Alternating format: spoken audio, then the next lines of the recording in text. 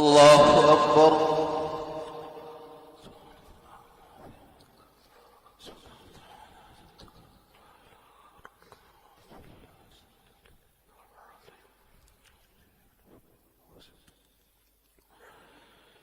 الحمد لله رب العالمين الرحمن الرحيم مالك يوم الدين إياك نعبد وإياك نستعين اهدنا الصراط المستقيم صراط الذين أنعمت عليهم غير المغضوب عليهم ولا الضالين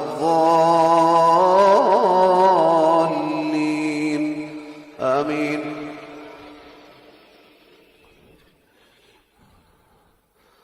وإذا سمعوا ما أنزل إلى الرسول ترى أعينهم تفيض من الدمع مما عرفوا من الحق يقولون ربنا آمنا.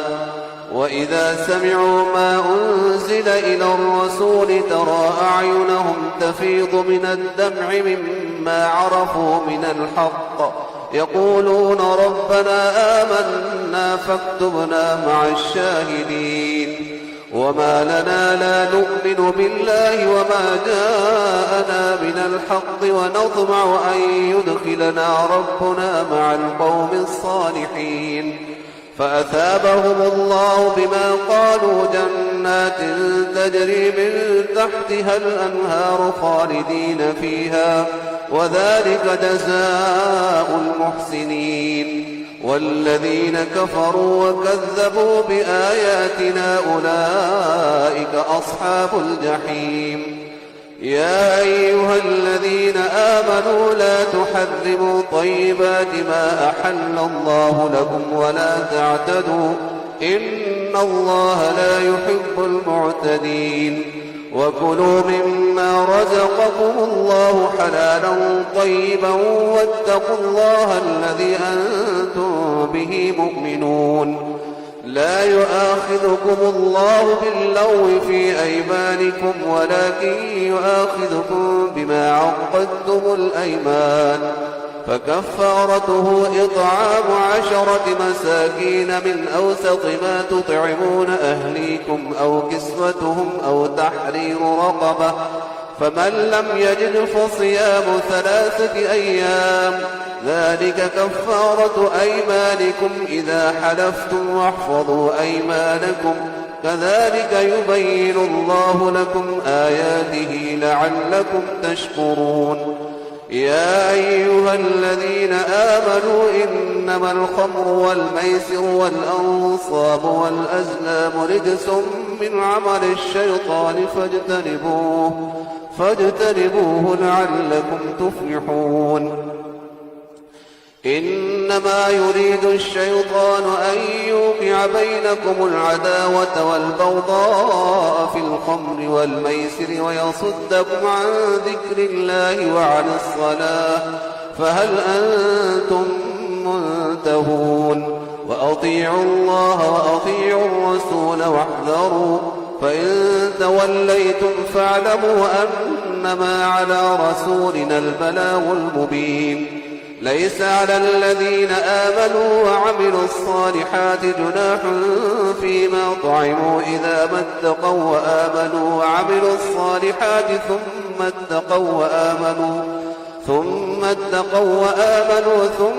اتقوا وأحسنوا والله يحب المحسنين. يا أيها الذين آمنوا ليبلونكم الله بشيء من الصيد تناله أيديكم ورماحكم ليعلم الله من يخافه بالغيب فمن اعتدى بعد ذلك فله عذاب أليم. يا أيها الذين آمنوا لا تقتلوا الصيد وأنتم حرم ومن قتله منكم متعمدا فجزاء مثل ما قتل من النعم يحكم به ذوى عدل منكم منكم هديا بالغ الكعبة أو كفارة طعام مساكين أو عدل ذلك صياما ليذوق وبال أمره عفى الله عما سلف ومن عاد فينتقم الله منه والله عزيز ذو انتقام. أحل لكم صيد البحر وطعامه متاعا لكم وللسيارة وحرم عليكم صيد البر ما دمتم حرما واتقوا الله الذي إليه تحشرون. جعل الله الكعبة البيت الحرام قياما للناس والشهر الحرام والهدي والقلائد ذلك لتعلموا أن الله يعلم ما في السماوات وما في الأرض وأن الله بكل شيء عليم. اعلموا أن الله شديد العقاب وأن الله غفور رحيم. ما على الرسول إلا البلاغ والله يعلم ما تبدون وما تكتمون. قل لا يستوي الخبيث والطيب ولو أعجبك كثرة الخبيث فاتقوا الله يا أولي الألباب لعلكم تفلحون. الله أكبر.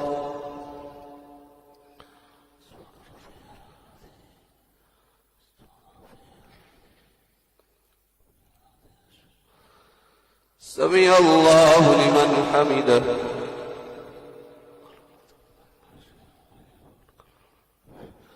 الله أكبر.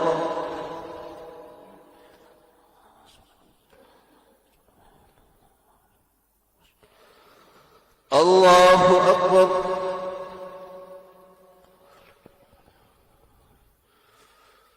الله أكبر.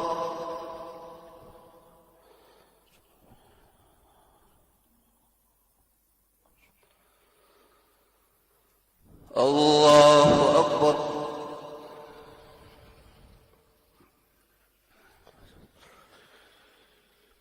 الحمد لله رب العالمين الرحمن الرحيم مالك يوم الدين إياك نعبد وإياك نستعين اهدنا الصراط المستقيم صراط الذين أنعمت عليهم غير المغضوب عليهم ولا الضالين آمين.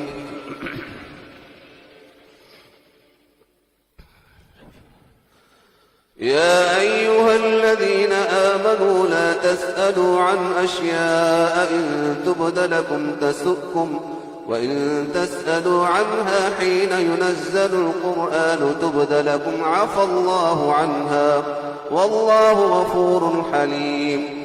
قد سألها قوم من قبلكم ثم أصبحوا بها كافرين. ما جعل الله من بحيرة ولا سائبة ولا وصيلة ولا حام ولكن الذين كفروا يفترون على الله الكذب وأكثرهم لا يعقلون. وإذا قيل لهم تعالوا إلى ما أنزل الله وإلى الرسول قالوا حسبنا ما وجدنا عليه آباءنا أولو كان آباؤهم لا يعلمون شيئا ولا يهتدون. يا أيها الذين آمنوا عليكم أنفسكم لا يضركم من ضل إذا اهتديتم إلى الله مرجعكم جميعا فينبئكم بما كنتم تعملون. يا أيها الذين آمنوا شهادة بينكم إذا حضر أحدكم الموت حين الوصية اثنان ذوى عدل منكم أو آخران من غيركم إن أنتم ضربتم في الأرض فأصابتكم مصيبة الموت تحبسونهما من بعد الصلاة فيقسمان بالله إن ارتبتم لا نشتري به ثمنا ولو كان ذا قربى ولا نكتم شهادة الله إنا إذا لمن الآثمين. فإن عثر على أنهما استحقا إثما فآخران يقومان مقامهما من الذين استحق عليهم الأوليان فيقسمان بالله لشهادتنا أحق من شهادتهما وما اعتدينا إنا إذا لمن الظالمين. ذلك أدنى أن يأتوا بالشهادة على وجهها أو يخافوا أن ترد أيمان بعد أيمانهم واتقوا الله واسمعوا والله لا يهدي القوم الفاسقين. يوم يجمع الله الرسل فيقول ماذا أجبتم قالوا لا علم لنا إنك أنت علام الغيوب. إذ قال الله يا عيسى ابن مريم اذكر نعمتي عليك وعلى والدتك إذ أيدتك بروح القدس تكلم الناس في المهد وكهلا وإذ علمتك الكتاب والحكمة والتوراة والإنجيل وإذ تخلق من الطين كهيئة الطير بإذني فتنفخ فيها فتكون طيرا بإذني وتبرئ الأكمه والأبرص بإذني وإذ تخرج الموتى بإذني وإذ كففت بني إسرائيل عنك إذ جئتهم بالبينات فقال الذين كفروا منهم إن هذا إلا أساطير الأولين.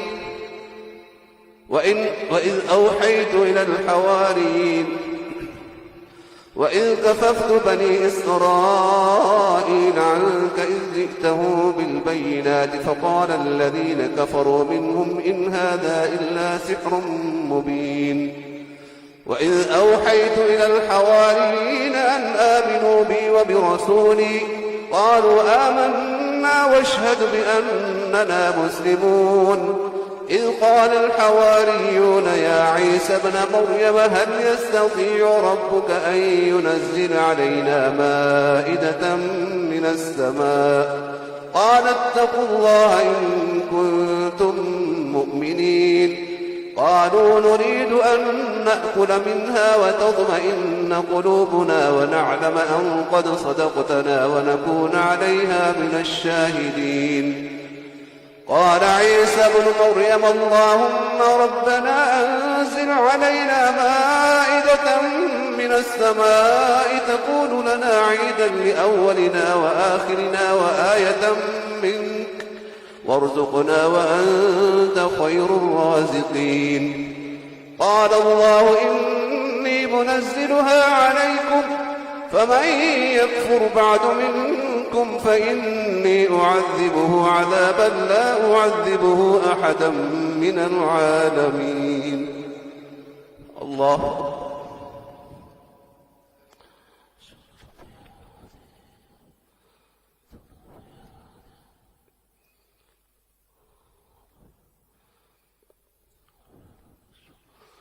سمع الله لمن حمده.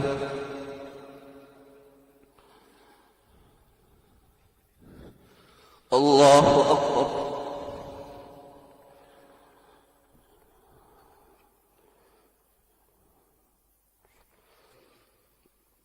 الله أكبر.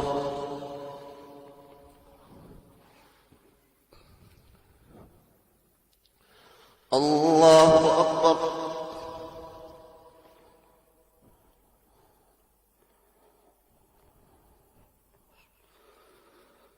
الله أكبر.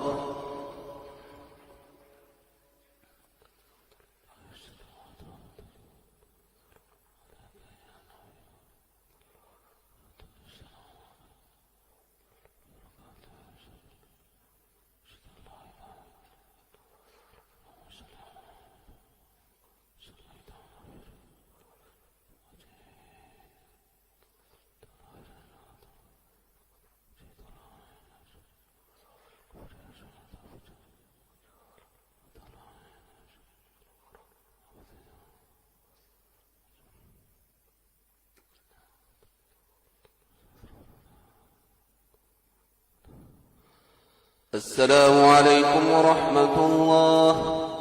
السلام عليكم ورحمة الله. الله أكبر.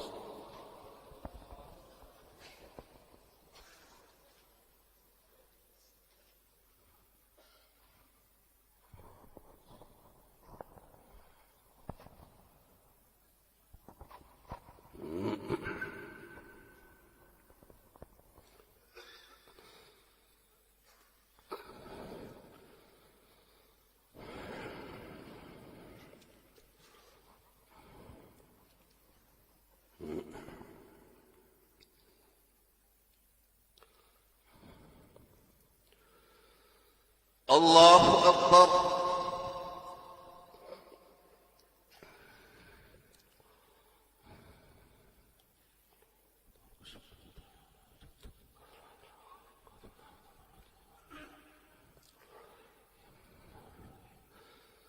الحمد لله رب العالمين الرحمن الرحيم مالك يوم الدين إياك نعبد وإياك نستعين اهدنا الصراط المستقيم صراط الذين أنعمت عليهم غير المغضوب عليهم ولا الضالين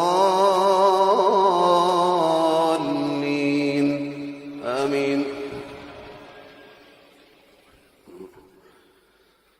وإذ قال الله يا عيسى ابن مريم أأنت قلت للناس اتخذوني وأمي إلهين من دون الله قال سبحانك ما يكون لي أن أقول ما ليس لي بحق إن كنت قلته فقد علمته تعلم ما في نفسي ولا أعلم ما في نفسك إنك أنت علام الغيوب.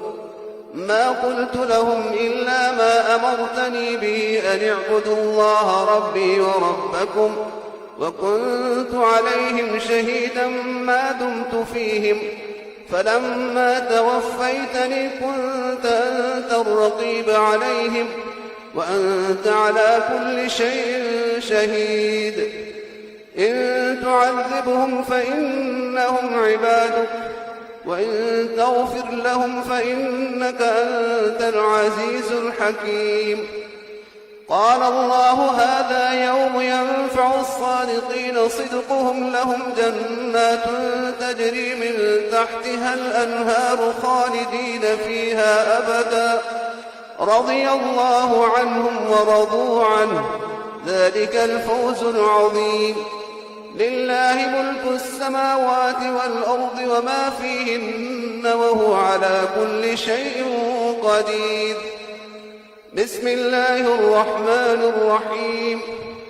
الحمد لله الذي خلق السماوات والأرض وجعل الظلمات والنور ثم الذين كفروا بربهم يعدلون. هو الذي خلقكم من طين ثم قضى أجلا وأجل مسمى عنده ثم أنتم تمترون. وهو الله في السماوات وفي الأرض يعلم سركم وجهركم ويعلم ما تكسبون وما تأتيهم من آية من آيات ربهم إلا كانوا عنها معرضين. فقد كذبوا بالحق لما جاءهم فسوف يأتيهم أنباء ما كانوا به يستهزئون. ألم يروا كم أهلكنا من قبلهم من القرون يمشون ألم يروا كم أهلكنا من قبلهم من قرن مكناهم في الأرض ما لم نمكن لكم وأرسلنا السماء عليهم مدرارا وجعلنا الأنهار تجري من تحتهم فأهلكناهم بذنوبهم وأنشأنا من بعدهم قرنا آخرين. ولو نزلنا عليك كتابا في قرطاس فلمسوه بأيديهم لقال الذين كفروا إن هذا إلا سحر مبين. وقالوا لولا أنزل عليه ملك ولو أنزل أنزلنا ملكا لقضي الأمر ثم لا ينظرون ولو جعلناه ملكا لجعلناه رجلا وللبسنا عليهم ما يلبسون ولقد استهزئ برسل من قبلك فحاق بالذين سخروا منهم ما كانوا به يستهزئون قل سيروا في الأرض ثم انظروا كيف كان عاقبة المكذبين قل لمن ما في السماوات والأرض قل لله كتب على نفسه الرحمة ليجمعنكم إلى يوم القيامة لا ريب فيه الذين خسروا أنفسهم فهم لا يؤمنون وله ما سكن في الليل والنهار وهو السميع العليم قل أغير الله أتخذ وليا فاطر السماوات والأرض وهو يطعم ولا يطعم قل إني أمرت أن أكون أول من أسلم ولا تكونن من المشركين قل إني أخاف إن عصيت ربي عذاب يوم عظيم من يصرف عنه يومئذ فقد رحمه وذلك الفوز المبين وإن يمسسك الله بضر فلا كاشف له إلا هو وإن يمسسك بخير فهو على كل شيء قدير وهو القاهر فوق عباده وهو الحكيم الخبير قل أي شيء أكبر شهادة قل الله شهيد بيني وبينكم وأوحي إلي هذا القرآن لأنذركم به ومن بلغ أئنكم لتشهدون أن مع الله آلهة أخرى قل لا أشهد قل إنما هو إله واحد وإنني بريء مما تشركون الذين آتيناهم الكتاب يعرفونه كما يعرفون أبناءهم الذين خسروا أنفسهم فهم لا يؤمنون الله أكبر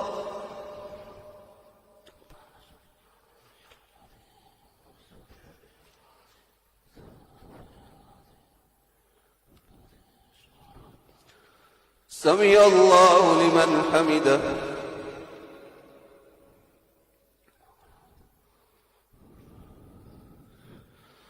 الله أكبر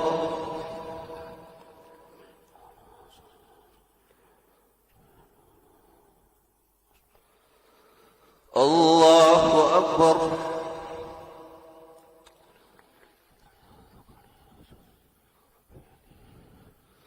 الله أكبر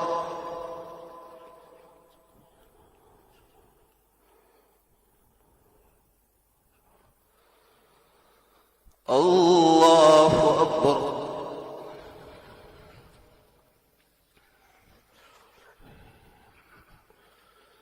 الحمد لله رب العالمين الرحمن الرحيم مالك يوم الدين إياك نعبد وإياك نستعين اهدنا الصراط المستقيم صراط الذين أنعمت عليهم غير المغضوب عليهم ولا الضالين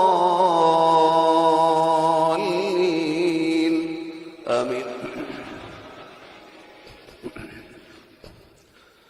ومن أظلم ممن افترى على الله كذبا أو كذب بآياته إنه لا يفلح الظالمون ويوم نحشرهم جميعا ثم نقول للذين أشركوا أين شركاؤكم الذين كنتم تزعمون ثم لم تكن فتنتهم إلا أن قالوا والله ربنا ما كنا مشركين انظر كيف كذبوا على أنفسهم وضل عنهم ما كانوا يفترون ومنهم من يستمع إليك وجعلنا على قلوبهم أكنة أن يفقهوه وفي آذانهم وقرا وإن يروا كل آية لا يؤمنوا بها حتى إذا جاءوك يجادلونك يقول الذين كفروا إن هذا إلا أساطير الأولين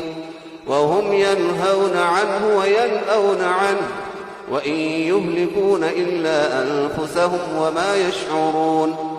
ولو ترى إذ وقفوا على النار فقالوا يا ليتنا نرد ولا نكذب بآيات ربنا ونكون من المؤمنين بل بدا لهم ما كانوا يخفون من قبل ولو ردوا لعادوا لما نهوا عنه وإنهم لكاذبون. وقالوا إن هي إلا حياتنا الدنيا وما نحن بمبعوثين. ولو ترى إذ وقفوا على ربهم قال أليس هذا بالحق قالوا بلى وربنا قال فذوقوا العذاب بما كنتم تكفرون.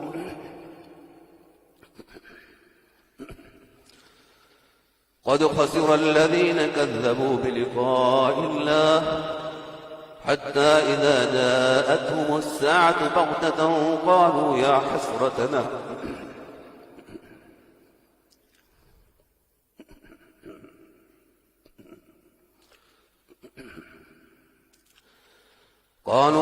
حسرتنا على ما فرطنا فيها وهم يحملون أوزارهم على ظهورهم ألا ساء ما يزرون. وما الحياة الدنيا إلا لعب ولهو وللدار الآخرة خير للذين يتقون أفلا تعقلون. قد نعلم إنه ليحزنك الذي يقولون فإنهم لا يكذبونك ولكن الظالمين بآيات الله يجحدون. ولقد كذبت رسل من قبلك فصبروا على ما كذبوا وأوذوا حتى أتاهم نصرنا ولا مبدل لكلمات الله. ولقد جاءك من نبأ المرسلين. وإن كان كبر عليك إعراضهم فإن استطعت أن تبتغي نفقا في الأرض أو سلما في السماء فتأتيهم بآية ولو شاء الله لجمعهم على الهدى فلا تكونن من الجاهلين.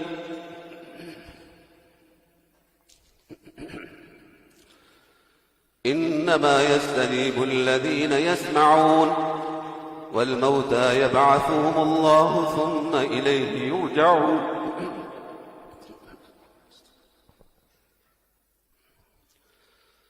وقالوا لولا نزل عليه آية من ربه قل إن الله قادر على أن ينزل آية ولكن أكثرهم لا يعلمون. وما من دابة في الأرض ولا طائر يطير بجناحيه إلا أمثالكم ما فرطنا في الكتاب من شيء ثم إلى ربهم يحشرون.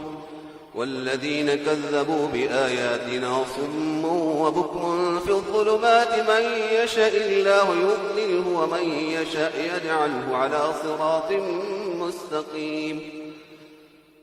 قل أرأيتكم إن أتاكم عذاب الله أو أتتكم الساعة أغير الله تدعون إن كنتم صادقين بل إياه تدعون فيكشف ما تدعون إليه إن شاء وتنسون ما تشركون. الله أكبر.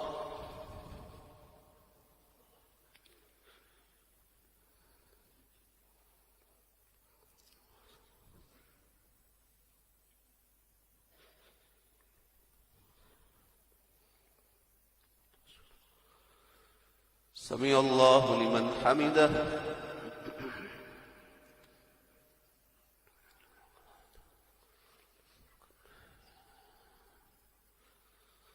الله أكبر.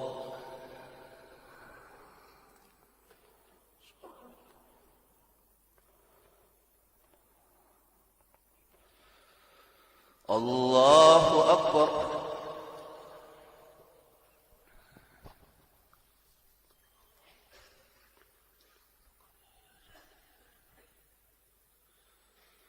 الله أكبر.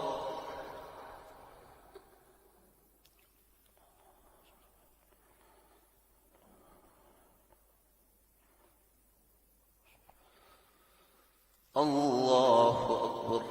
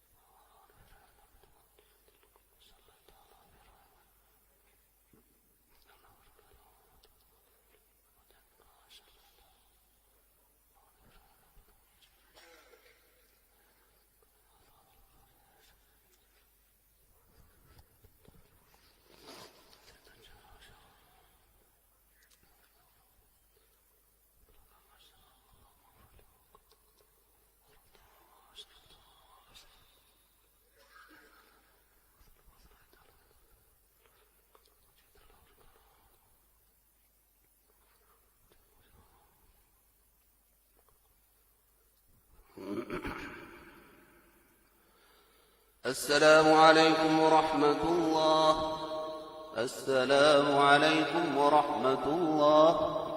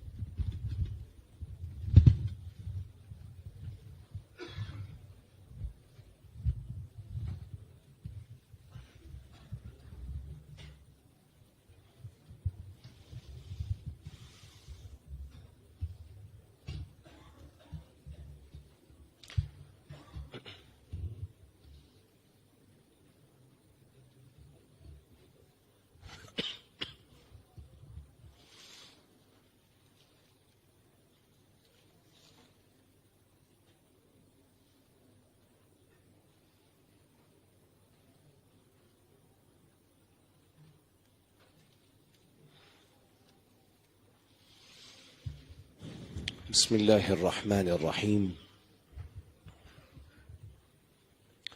الحمد لله، الصلاة والسلام على خير خلق الله، أما بعد، فأعوذ بالله من الشيطان الرجيم. بسم الله الرحمن الرحيم. واتل عليهم نبأ ابني آدم بالحق إذ قربا قربانا فتقبل من أحدهما ولم يتقبل من الآخر. सामईन अज़ी वक़ार, सूरह अल-माइदा में अल्लाह तबारक अस्मुहु व तआला ने आदम अलैहिस्सलातु वस्सलाम के दो बेटों का जिक्र किया है, हाबील और काबिल। इस पूरे किस्से में जो बात हमें बुनियादी तौर पे समझ आती है वो ये है कि अल्लाह ने हसद को हराम कर दिया है। और दूसरी बात ये समझ आती है कि जब हसद पैदा होता है तो वो दीगर बहुत से अखलाकी जराइम इंसान के अंदर पैदा कर देता है। और तीसरी बात यह समझ आती है कि जब भी हमने सदका करना है, अल्लाह के रास्ते में कुछ भी पेश करना है, तो सबसे उम्दा और बेहतरीन चीज को पेश किया जाए, क्योंकि अल्लाह खुद भी तय्यब है और पाकीज़ा, हलाल, तय्यब और उम्दा चीजों को ही अपनी बारगाह में कबूल फरमाता है। तो ये हाबील और काबिल दोनों भाई थे, और जैसा कि तफसीर की किताबों में यह बात मारूफ और मशहूर है कि आदम अलैहिस्सलाम के जमाने में جو ان کو اللہ اولاد دیتا تھا ان کی شادی کا ایک طریقہ کار مقرر تھا. تو بہرحال اس طریقہ کار سے اختلاف تھا قابیل کو. فیصلہ یہ ہوا کہ دونوں قربانی کریں, حابیل بھی قربانی کرے اور قابیل بھی قربانی کرے. اللہ نے حابیل کی قربانی کو قبول کر لیا اس لیے کہ اس میں اخلاص تھا, اس لیے کہ اس میں حلال اور طیب کا عنصر شامل تھا, اس لیے کہ اس نے بہت عمدہ قربانی کی تھی, اور قابیل کی قربانی کو رد کر دیا گیا. نتیجے کے طور پہ حسد پیدا ہوا اور یہاں تک کہ قابیل اپنے بھائی کو قتل کرنے کے لیے تیار ہو گیا. اور جب وہ قتل کا ارادہ باندھ لیتا ہے اور اپنے بھائی کو دھمکی دیتا ہے تو اللہ تبارک و تعالی حابیل نے جو جواب دیا ہے اس کو یہاں ذکر فرما کے گویا کہ مومن کا رویہ کیا ہونا چاہیے جھگڑے میں اور لڑائی میں, اللہ اس کا سبق دے رہے ہیں. اگر کوئی تم سے لڑنے کے لیے دوڑے, تم پہ ظلم اور سرکشی کرنا چاہے, اللہ یہ چاہتے ہیں کہ اہل ایمان اس سرکشی اور اس لڑائی میں اپنا حصہ نہ ڈالیں, وہ اپنے آپ کو روک کے رکھیں اور ایمان کے منافی کسی حرکت کو اختیار نہ کریں. تو حابیل کیا اس کو جواب دیتا ہے, لئن بسطت الی یدک لتقتلنی ما انا بباسط یدی الیک لاقتلک, تو مجھے قتل بھی کر دے, میں اپنا ہاتھ تجھے مارنے اور قتل کرنے کے لیے نہیں بڑھاؤں گا. رسول اللہ صلی اللہ علیہ وسلم نے یہ وہی بات ہے, آپ نے فرمایا القاتل والمقتول فی النار. جب دو مسلمان لڑتے ہیں, مارنے والا جو قاتل ہے وہ بھی جہنم میں جائے گا, جو مرنے والا ہے وہ بھی جہنم میں. صحابہ نے پوچھا اللہ کے رسول مرنے والا کیوں جائے گا, مارنے والے کی تو سمجھ آ گئی ہے. حضور نے فرمایا اس لیے کہ کان حریصا علی قتل صاحبہ, یہ بھی مجھ کو مارنا چاہتا تھا. تو یہاں حابیل دیکھیے ایمان کے جذبے سے کس طرح معمور ہے, وہ اسے کہہ رہے تم مجھے مار بھی دو گے, میں تمہیں مارنے کے لیے اپنا ہاتھ نہیں بڑھاؤں گا. تو حابیل اور قابیل کے قصے میں اللہ تبارک و تعالیٰ نے ایک تو یہ بیان فرما دیا کہ کسی انسان کو قتل کرنا بہت بڑا جرم ہے. یا یہ فرمایا ومن, جو آدمی کسی ایک نفس کو قتل کرتا ہے فکأنما قتل الناس جميعا, اس نے گویا ساری انسانیت کو قتل کر دیا. اس لیے کہ ایک انسان کو مارنے کے لیے جو وحشت اور جس قسم کی درندگی درکار ہے, اب اس نے ایک کو مار لیا, یہ دوسرے کو بھی مار سکتا ہے, یہ تیسرے کو بھی مار سکتا ہے. گویا اس نے انسانیت کے تقدس کو پامال کرنے کے لیے ارادہ باندھ لیا ہے اور اس کو یہ جرت آ گئی ہے, تو گویا اس نے پوری انسانیت کا قتل کیا ہے. اور جس نے ایک انسان کو مارا ہے, جتنا ایک انسان قیمتی ہے اللہ کے اس نظام میں ہر دوسرا انسان قیمتی ہے, لہٰذا اس نے انسانیت کی قیمت کو نہیں سمجھا ہے. تو یہاں اللہ نے اس بات کو, اور حضور علیہ السلام نے کیا بیان فرمایا, کوئی جرم ایسا نہیں ہے جس کی سزا اور جس کا وبال اللہ اس دنیا میں بہت جلدی اس جرم اور گناہ کرنے والے کو پہنچا دیتے ہیں, سوائے اس شخص کے جو کسی پہ ظلم کرتا ہے یا رشتوں کو کاٹ کر قطع رحمی کے جرم میں مبتلا ہوتا ہے. قطع رحمی, ظلم اور قتل وہ بدترین گناہ ہے کہ ان کا وبال اور ان کی سزا اللہ بہت جلد دنیا میں نافذ فرماتا. اللہ ہمیں محفوظ فرمائے. اس کے بعد اللہ تعالیٰ آیت حرابہ, یہ بھی سورہ مائدہ کا ایک حسن اور زینت ہے. اللہ نے قصاص اور حدود کا نظام نافذ کرنے کا اسلامی ریاست کو, مسلمانوں کو اپنے معاشرے میں پابند بنایا ہے. یا اللہ فرماتے ہیں وہ لوگ جو محاربے اور ڈاکہ زنی اور دہشت گردی کے جرم میں مبتلا ہیں, ان کے لیے بھی اللہ نے یہاں پہ 4 سزائیں جو ہے وہ ذکر اور تعین فرما دیا. پہلے یہ کہا کہ یہ ان یقتلوا, ان کے ٹکڑے کر دیے جائیں. ایک ہوتا ہے قتل, اور عربی زبان میں تقتیل کا معنی ہوتا ہے ٹکڑے کیے جائیں. یعنی یہ اصل میں ان کے جرم کا جو بھیانک پن ہے اس کو واضح کرتے ہوئے ان کی سزا کے اندر بھی زیادہ جو ہے وہ شدت اختیار کی گئی اور کہا گیا ان کے ٹکڑے کیے جائیں. او یصلبوا, یا ان کو سولی دے دی جائے, یا یہ ہے کہ ان کے ہاتھ اور پاؤں کو مخالف سمت سے کاٹ دیا جائے, یا یہ کہ ان کو جلا وطن کر دیا جائے. یہ 4 آپشنز تھی ہیں رسول اللہ کے زمانے میں.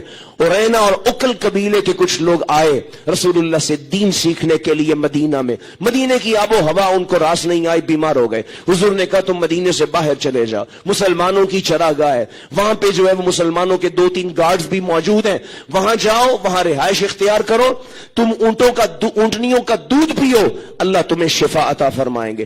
تو یہ لوگ مہمان تھے، حضور نے تو ان کا اکرام کیا۔ وہ جب چراگاہ میں چلے گئے، وہاں پہ کچھ دن رہے اور ان کا دودھ جو ہے وہ پیتے رہے، اس کی وجہ سے اللہ نے ان کو شفا عطا فرمائی۔ جب وہ صحت یاب ہو گئے، ان کے جو ہے وہ عقلوں کے اوپر فساد چڑھ گیا، خمار آ گیا، انہوں نے کیا کیا؟ چرواہے کو قتل کیا، مسلمانوں کے جو 2-3 پہرے دار تھے ان کو بھی قتل کیا، اور وہاں سے جو مسلمانوں کے اونٹ تھے ان کو بھگا کے لے گئے۔ رسول اللہ صلی اللہ علیہ وسلم کو پتہ چلا، آپ نے اپنے نوجوانوں کو اور آپ صلی اللہ علیہ وسلم نے اپنے جو ہے ہر کاروں کو بھیجا، وہ ان کو اونٹوں سمیت پکڑ کے لے آئے۔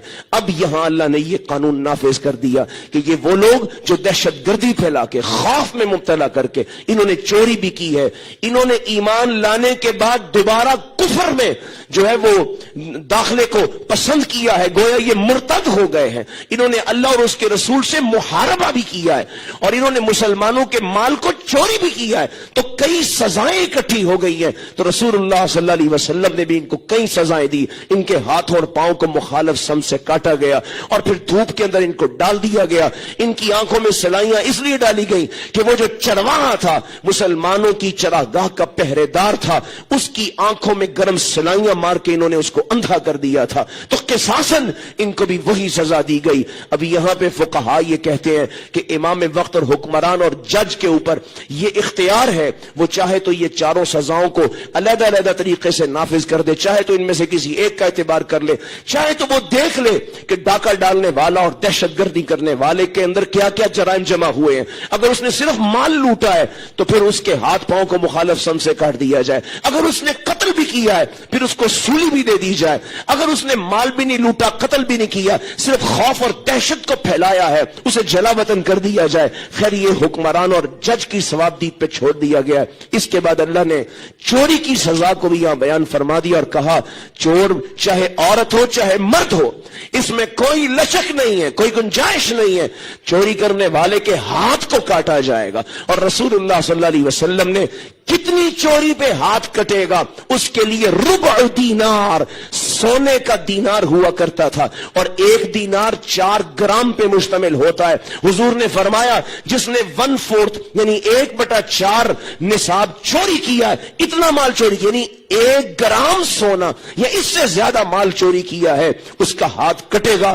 اور چوری کی یہ حد نافذ کرنے کے لیے ایک اور شرط بھی ہے کہ وہ مال حرز میں ہونا چاہیے، قبضے میں ہونا چاہیے، کسی کے پاس جو آدمی چور ہے وہ اس کے قبضے سے لے جائے۔ یہ نہیں کہ کسی آدمی نے سڑک کے اوپر اور باہر چوک اور چوراہے میں اپنی چیز رکھ دی ہے اور کسی نے اس کو اٹھا لیا تو جو اٹھانے والا ہے اس پر یہ چوری کی سزا نافذ ہوگی، نہیں، شرط یہ کہ کسی کے گھر سے، اس کے لاکر سے، اس کی محفوظ جگہ سے جہاں اس کا قبضہ اور اختیار ہے وہاں سے چوری کرے گا تو پھر یہ سزا نافذ ہوگی۔ بہر اللہ فرماتے ہیں کہ چوری کرنے والا مرد ہے یا عورت ہے، ان کے ہاتھوں کو کاٹنا ہے، یہ حدود اللہ کا نظام ہے، نفاذ۔ جب اس کو تم نافذ کرو گے تو تمہیں جو ہے وہ ظلم ختم ہوگا، عدل قائم ہوگا۔ آگے اللہ نے 3 آیات میں بڑی خوبصورتی سے یہ بات بیان فرما دی ہے کہ اگر اسلامی ریاست میں اور مسلمان معاشرے میں حدود اللہ کو قائم نہ کیا جائے، اللہ کا یہ نظام جو اس نے دیا اس کو نافذ نہ کیا جائے تو 3 نتائج نکل کے رہتے ہیں۔ وَمَن لَّمْ يَحْكُم بِمَا أَنزَلَ اللَّهُ فَأُولَٰئِكَ هُمُ الْكَافِرُونَ۔ اس معاشرے میں ایمان باقی نہیں رہتا، کفر آ جاتا ہے، اللہ سے دوری آ جاتی ہے، الحاد اور لادینیت آ جاتی ہے، یہ کفر اپنے بالوں پر پھیلانے لگتا ہے جس معاشرے میں حدود اللہ کا نظام نافذ نہ ہو اور اللہ کا دیا ہوا قانون نافذ نہ کیا جائے۔ اور ساتھ ہی فرمایا وَمَن لَّمْ يَحْكُم بِمَا أَنزَلَ اللَّهُ فَأُولَٰئِكَ هُمُ الظَّالِمُونَ۔ جس مسلمان معاشرے میں حدود اللہ نافذ نہ ہو وہ معاشرہ ہمیشہ ظلم کی آماجگاہ بنتا ہے، وہاں انصاف نہیں ملے گا، وہاں ظلم رائج رہے گا۔ سو آج جس عدالت میں اور جس معاشرے میں اور جس ریاست میں حدود اللہ نافذ نہیں ہے، 1000 کوششیں اور محنتیں کر لیجئے، وہاں سب کچھ ہو سکتا ہے لیکن عدل و انصاف قائم نہیں ہو سکتا، کیونکہ اللہ کا قرآن جھوٹا نہیں ہو سکتا۔ اللہ کا قرآن کہتا ہے تم انصاف چاہتے ہو، وہ تمہارے بنائے ہوئے نظام سے برآمد نہیں ہوگا، انصاف ملے گا تمہیں تو اللہ کے قانون کو نافذ کرنے سے ملے گا۔ تیسری بات بیان فرما دی، وَمَن لَّمْ يَحْكُم بِمَا أَنزَلَ اللَّهُ فَأُولَٰئِكَ هُمُ الْفَاسِقُونَ۔ جس معاشرے میں اللہ کا نظام نافذ نہیں کیا جائے گا وہاں گناہ کی روش پیدا ہوگی، وہاں فسق و فجور پھلے گا، وہاں پہ نفس کی برائیاں پیدا ہوں گی اور وہ گناہ ہوں گے جن سے اللہ ناراض ہوگا۔ افحکم الجاہلیت یبغون، تم اللہ کے نظام کو جو صرف کتاب و سنت میں محصور ہے، اللہ کی کتاب اور رسول کائنات کے حکم کے باہر کوئی ایسی چیز نہیں ہے جس کو اللہ کا نظام کہا جا سکے۔ وہ کسی عالم کی بات ہو، کسی امام کی بات ہو، کسی پیر اور بہت بڑے درویش کی بات ہو، حکمت کی بات ہو سکتی ہے، اللہ کا قانون اور نظام نہیں ہو سکتا۔ اللہ کا قانون اور نظام دو چیزوں میں قید ہے، کتاب اللہ میں اور سرور کونین صلی اللہ علیہ وسلم کے فرامین میں۔ ان دو چیزوں کو اللہ نے علم کہا ہے، اس کے علاوہ جو کچھ ہے اس کو جہالت کہا ہے۔ تو اللہ یہاں فرما رہے ہیں تم جہالت کا نظام نافذ کرنا چاہتے ہو، علم کے نظام کو چھوڑنا چاہتے ہو تو نتائج تمہیں خود ہی بھگتنا ہوں گے۔ اس کے بعد اللہ سورہ مائدہ میں بیان فرما رہے ہیں اے اللہ کے رسول، آپ جو اللہ نے آپ کی طرف اتارا ہے اس کو پہنچا دیجئے، اس کا حق ادا کر دیجئے۔ اگر آپ نے نہ پہنچایا تو آپ نے اس منصب کا حق ادا نہیں کیا جس پر اللہ نے آپ کو فائز کیا تھا۔ تو میں قربان جاؤں اپنے پیغمبر کی محنتوں پہ، راتوں کو بھی صحابہ کو پہنچایا، دنوں کو بھی محنت کر کے دین پہنچایا، حتیٰ کہ حجۃ الوداع کے موقع پہ جب رسول اللہ نے زندگی کا واحد اور آخری حج کیا ہے، سن 10 ہجری کی بات ہے، رسول اللہ علیہ السلام 1.5 لاکھ کے قریب صحابہ کے مجمع میں کھڑے ہو کے حجۃ الوداع کا خطبہ دے رہے تھے۔ آپ علیہ السلام نے صحابہ کو پوچھا میرے ساتھیو بتاؤ کیا میں نے دین پہنچانے میں کوئی کمی کی ہے؟ کیا یہ تم تک پہنچ گیا ہے یا نہیں پہنچا ہے؟ سب صحابہ نے بیک زبان کہا نشہد انک قد بلغت وادیت ونصحت، اللہ کے رسول ہم گواہی دیتے ہیں آپ نے پہنچا بھی دیا، آپ نے ادا کر بھی دیا اور آپ نے خیر خواہی کا جو حق ہو سکتا ہے اس کو ادا کر دیا ہے۔ رسول اللہ صلی اللہ علیہ وسلم نے یوں آسمان کی طرف انگلی کو اٹھایا، پھر ایسے مجمع کی طرف لے آئے، فرمایا اللہم اشہد، اللہم اشہد، 3 مرتبہ کا اللہ تو گواہ ہو جا۔ یہ دنیا گواہی دے رہی ہے کہ محمد الرسول اللہ نے پورا دین لوگوں تک پہنچا دیا۔ اور حضرت عائشہ فرماتی ہیں وہ شخص جو یہ دعویٰ کرے کہ رسول اللہ علیہ السلام نے دین کا کوئی حصہ معاذ اللہ چھپا لیا ہے، وہ اللہ اور اس کے رسول پہ جھوٹ باندھنے والا ہے۔ سورہ مائدہ میں اللہ تبارک و تعالی یہ بھی بیان فرما رہے ہیں کہ اہل کتاب چونکہ ایک دوسرے کو برائی سے روکتے نہیں تھے، نیکی کو فروغ دینے کا کام نہیں کرتے تھے، جس کو دعوت الی الخیر کہا جاتا ہے، جس کو امر بالمعروف اور نہی عن المنکر کہا جاتا ہے، یہ کام وہ نہیں کرتے تھے۔ لہٰذا داؤد پہ جب علیہ السلام پہ جب زبور اتری، اللہ نے بنی اسرائیل پہ لعنت کی داؤد کی زبان سے، اور جب انجیل اتری تو عیسیٰ علیہ السلام کی زبان سے بھی اللہ نے لعنت کروائی۔ اس لعنت اور پھٹکار کے اترنے کا سبب کیا تھا؟ یہ امر بالمعروف اور نہی عن المنکر کا کام نہیں کرتے تھے۔ آج امت مسلمہ کو بھی سوچنا ہوگا۔ رسول اللہ صلی اللہ علیہ وسلم نے فرمایا اللہ کا طریقہ نہیں ہے کہ وہ کچھ لوگوں کے جرم کی سزا ساری قوم کو دے دے، یہ اس کا طریقہ نہیں ہے، لیکن ایک ایسی وجہ بن جاتی ہے جب اللہ کچھ لوگوں کے گناہوں کا وبال ساری قوم پہ اتارتا ہے۔ اور وہ وجہ کیا بنتی ہے؟ جب لوگوں میں برائی کرنے والے پیدا ہوتے ہیں، دوسرے لوگ خاموش تماشائی بن کے رہ جاتے ہیں اور برائی کرنے والوں کو ان کی برائی سے نہیں روکتے، پھر اللہ ان کی برائی کا وبال سارے لوگوں پر ڈال دیتا ہے۔ اور فرمایا اللہ کے رسول نے پھر ایسا بھی وقت آتا ہے تم دعائیں مانگو گے اللہ تمہاری دعاؤں کو قبول نہیں فرمائیں گے۔ حضور نے فرمایا اس کی مثال بھی ذرا سمجھنا چاہتے ہو تو سمجھ لو، کچھ لوگ بحری جہاز میں سفر کرنا چاہتے ہیں، اس کی 2 منزلیں ڈبل ڈیکر جہاز ہے، کچھ لوگ قرعہ ڈالا جاتا ہے اوپر کی منزل میں کون رہیں گے، نیچے کی منزل میں کون رہیں گے، یہ طے ہو گیا، سفر شروع ہو گیا۔ اوپر والے باہر سے پانی لیتے ہیں سمندر کا، اپنی حاجتوں کو پورا کرتے ہیں، نیچے والوں کو پانی لینے کے لیے جہاز کے اوپر جانا پڑتا ہے، اوپر والے نیچے والوں کے آنے سے تنگ ہوتے ہیں، آنے اور جانے کے راستے اور شور و غوغا ان کی پریشانی جو ہے وہ اس میں اضافہ کرتا ہے۔ لیکن کیا ہوتا ہے، نیچے والے یہ فیصلہ کرتے ہیں ہم اوپر جاتے ہیں، سفر بھی زیادہ ہوتا ہے، اوپر والوں کو تکلیف بھی ہوتی ہے، کیوں کیوں نہ ہم جہاز کے پیندے میں سوراخ کر لیں, یہیں سے سمندر کا پانی اپنی ضرورت کے لیے نکالنا شروع ہو جائے. رسول اللہ فرماتے ہیں جب یہ سوراخ کرنے لگتے ہیں, اوپر والے آ کر پوچھتے ہیں کیا کر رہے ہو, یہ کہتے ہیں ہمیں اوپر جانے میں تکلیف ہے, تمہیں بھی تکلیف ہے. حضور نے فرمایا اگر یہ نیچے والوں کو سوراخ کرنے سے روک دیتے ہیں تو سارے بچ جاتے ہیں, اگر یہ اس کو نہیں روکتے ہیں وہ نیچے والے سوراخ کریں گے, جہاز میں پانی داخل ہوگا, پھر صرف نیچے والے نہیں ڈوبیں گے, جو جہاز کی اوپر کی منزل میں ہے وہ بھی ڈوب جائیں گے. تو جو برائی سے روکتا نہیں ہے ایک دن برائی کا وبال اس کی گردن پہ بھی آ جاتا ہے. پھر یہاں اللہ نے سورہ مائدہ میں یہ بھی بیان فرما دیا لَتَجِدَنَّ أَشَدَّ النَّاسِ, اللہ نے لوگوں کو پیدا کیا ہے, اللہ ان کی نفسیات کو جانتا ہے. یہ اللہ فرما رہے کہ یہودی مسلمانوں کا سب سے بڑا دشمن ہے, سب سے زیادہ عداوت اور دشمنی اگر یہاں تو ہزاروں قومیں بستی ہیں, یہودی بھی ہیں, عیسائی بھی ہیں, مجوسی بھی ہیں, اور جو ہے وہ مختلف مذاہب, بدھ مت کے ماننے والے, ہندو مت کے ماننے والے, مشرک بھی ہیں, اور گسالہ پرست بھی اور ستارہ پرست بھی. لیکن اللہ نے فرمایا سب سے بڑا دشمن محمد رسول اللہ کے امت کا وہ یہودی ہے, اور اس کے بعد مشرک کا نمبر آتا ہے. یہ اسی لیے دشمن ہے کیونکہ ان میں تکبر موجود تھا. اسی تکبر کی وجہ سے امام ابن قیم رحمت اللہ علیہ نے لکھا ہے ایک دن میں یہودیوں نے 70 نبیوں کو قتل کیا ہے. قرآن مجید نے اس کی جگہ جگہ وَيَقْتُلُونَ النَّبِيِّ وَيَقْتُلُ, یہ قتل کرنے سے ایسے جری اور جرأت مند اور سرکش لوگ تھے کہ یہ قتل کرنے سے گریز نہیں کرتے تھے. اور آپ دیکھیے میرے اور آپ کے آقا مولا جناب محمد الرسول اللہ صلی اللہ علیہ وسلم کو بھی کئی مرتبہ قتل کرنے کی سازش کی. آپ خیبر کے یہودیوں کے پاس گئے, میں آپ کے لطف و کرم کے کیا تذکرے پیش کروں, حضور جیسا رحیم و کریم آسمان کی آنکھ نے کوئی نہیں دیکھا. آپ ان کی صلح کروانے, ان پر رحم کرنے کے لیے خیبر کے یہودیوں کے پاس گئے, جو کھانا پیش کیا اس میں زہر ملا دیا. پھر اللہ نے کیا کمال کیا, وہ کھانا بول کے کہتا ہے اللہ کے رسول اس کھانے میں زہر ہے, اس کو اپنی زبان تک نہ لے جائیے. حضور چونکہ منہ تک لے گئے تھے, سانس سے کچھ اثرات زہر کے چلے گئے تھے. حضور علیہ السلام اس زہر کی وجہ سے ہر سال بیمار ہوتے تھے. وہ آخری بیماری جس میں سرور کونین اس دنیا سے رخصت ہو گئے وہ بھی اس زہر کی وجہ سے تھی. تو انہوں نے کئی مرتبہ حضور علیہ السلام پہ جادو کیا تو یہودیوں نے کیا. تو یہود کی بدترین تاریخ کا یہ اللہ تبارک و تعالی خلاصہ بیان کر رہے ہیں کہ دشمنی میں یہود سب سے آگے.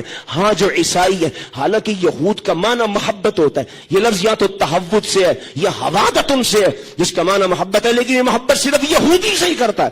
یہودی صرف یہودی سے محبت کرے گا, کسی غیر یہودی سے کبھی حسن سلوک اور محبت نہیں کر سکتا. عیسائیوں کو قرآن مجید میں نصارہ کہا گیا. یہ چونکہ ناصرہ وہ جگہ ہے جہاں عیسیٰ علیہ السلام کی پیدائش ہوئی تھی, تو اس کو انگلش میں نیزرت اور عربی میں ناصرہ کہا جاتا ہے, اور اسی کی طرف نسبت کرتے ہوئے عیسیٰ علیہ السلام کو بھی ناصری, اور جو عیسیٰ علیہ السلام پر ایمان لائے ان کو نصارہ کہا گیا ہے. تو یہ لفظ بھی اللہ نصارہ کی بھی یہ خوبی بیان کر رہے ہیں کہ یہودی جو ہے یہ سرکش اور متکبر ہوتے ہیں, لیکن عیسائیوں میں چونکہ نرمی کی تعلیمات موجود ہیں, عیسیٰ علیہ السلام کی طرف منسوب تعلیمات میں یہ بھی بات زبان زد عام ہے کہ ان کی کتابوں میں لکھا ہوا ہے کہ اگر تمہیں کوئی آدمی چہرے پر ایک طرف تمانچہ لگا دے, تم چہرے کا دوسرا حصہ اس کے سامنے کر دو, لو مجھے یہاں بھی مار لو. تو نرمی چونکہ عیسیٰ علیہ السلام کی تعلیمات کا بنیادی عنصر ہے, اس لیے اللہ فرماتے ہیں کہ عیسائیوں میں نرمی موجود ہے. پھر حبشہ کے عیسائیوں کی تو اور طرح ہی تعریف کر دی.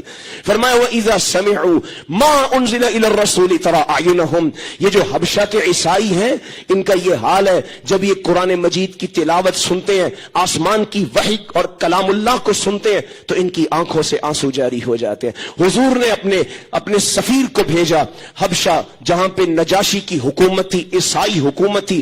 حضور نے اپنا مکتوب بھیجا اور حبشہ کے نجاشی کو مخاطب کر کے کہا کہ تم اسلام میں داخل ہو جاؤ. جب یہ قاصد پہنچتا ہے اور نجاشی کے سامنے رسول اللہ کا مقدمہ پیش کرتا ہے صلی اللہ علیہ وسلم, اس موقع پر اس نے کہا ہمارے ملک میں کون کون نبی مکرم صلی اللہ علیہ وسلم کے جو ہے وہ پیروکار موجود ہیں. تو جعفر بن ابی طالب علی کے بڑے بھائی موجود تھے, اور بھی دیگر صحابہ موجود موجود تھے سب کو بلا لیا گیا. اس نے سارے اپنے عیسائی سکالرز کو بھی بلایا. ایک بہت بڑی میٹنگ, ایک بہت بڑے مذاکرے کا اہتمام ہوا. جعفر کو کہا گیا آپ اب اپنی گفتگو اور سپیچ کیجئے. تو جعفر جب کھڑے ہوئے, اس سے پہلے کہ وہ اپنی باتیں کرتے, انہوں نے قرآن مجید کی سورہ مریم کی تلاوت شروع کر دی, جس میں اللہ نے عیسیٰ علیہ السلام کی معجزانہ ولادت کا ذکر کیا ہے اور اس حقیقت کو بیان کیا ہے کہ عیسیٰ کون تھے اور ان کی ماں مریم کون تھی, ان کا بنیادی سبق اور مقصد اور درس کیا تھا. جب یہ آیات بیان جعفر رضی اللہ تعالیٰ عنہ تلاوت کر رہے تھے, جب اپنی تلاوت کو مکمل کر کے اوپر دیکھا, نجاشی سمیت اس ہال میں جتنے بھی عیسائی سکالرز موجود تھے سب کی آنکھوں سے آنسو جاری تھے. پھر رسول اللہ صلی اللہ علیہ وسلم کے پاس نجاشی نے اپنے کچھ خاص علماء کو بھیجا تھا دین سیکھنے کے لیے. حضور جب ان کو قرآن سکھاتے تھے ان کی آنکھوں سے آنسو جاری ہوتے تھے. اللہ نے یہاں اس مقدمے کو پیش کیا ہے, یہ اس لیے کہ نجاشی مسلمان ہو چکا تھا.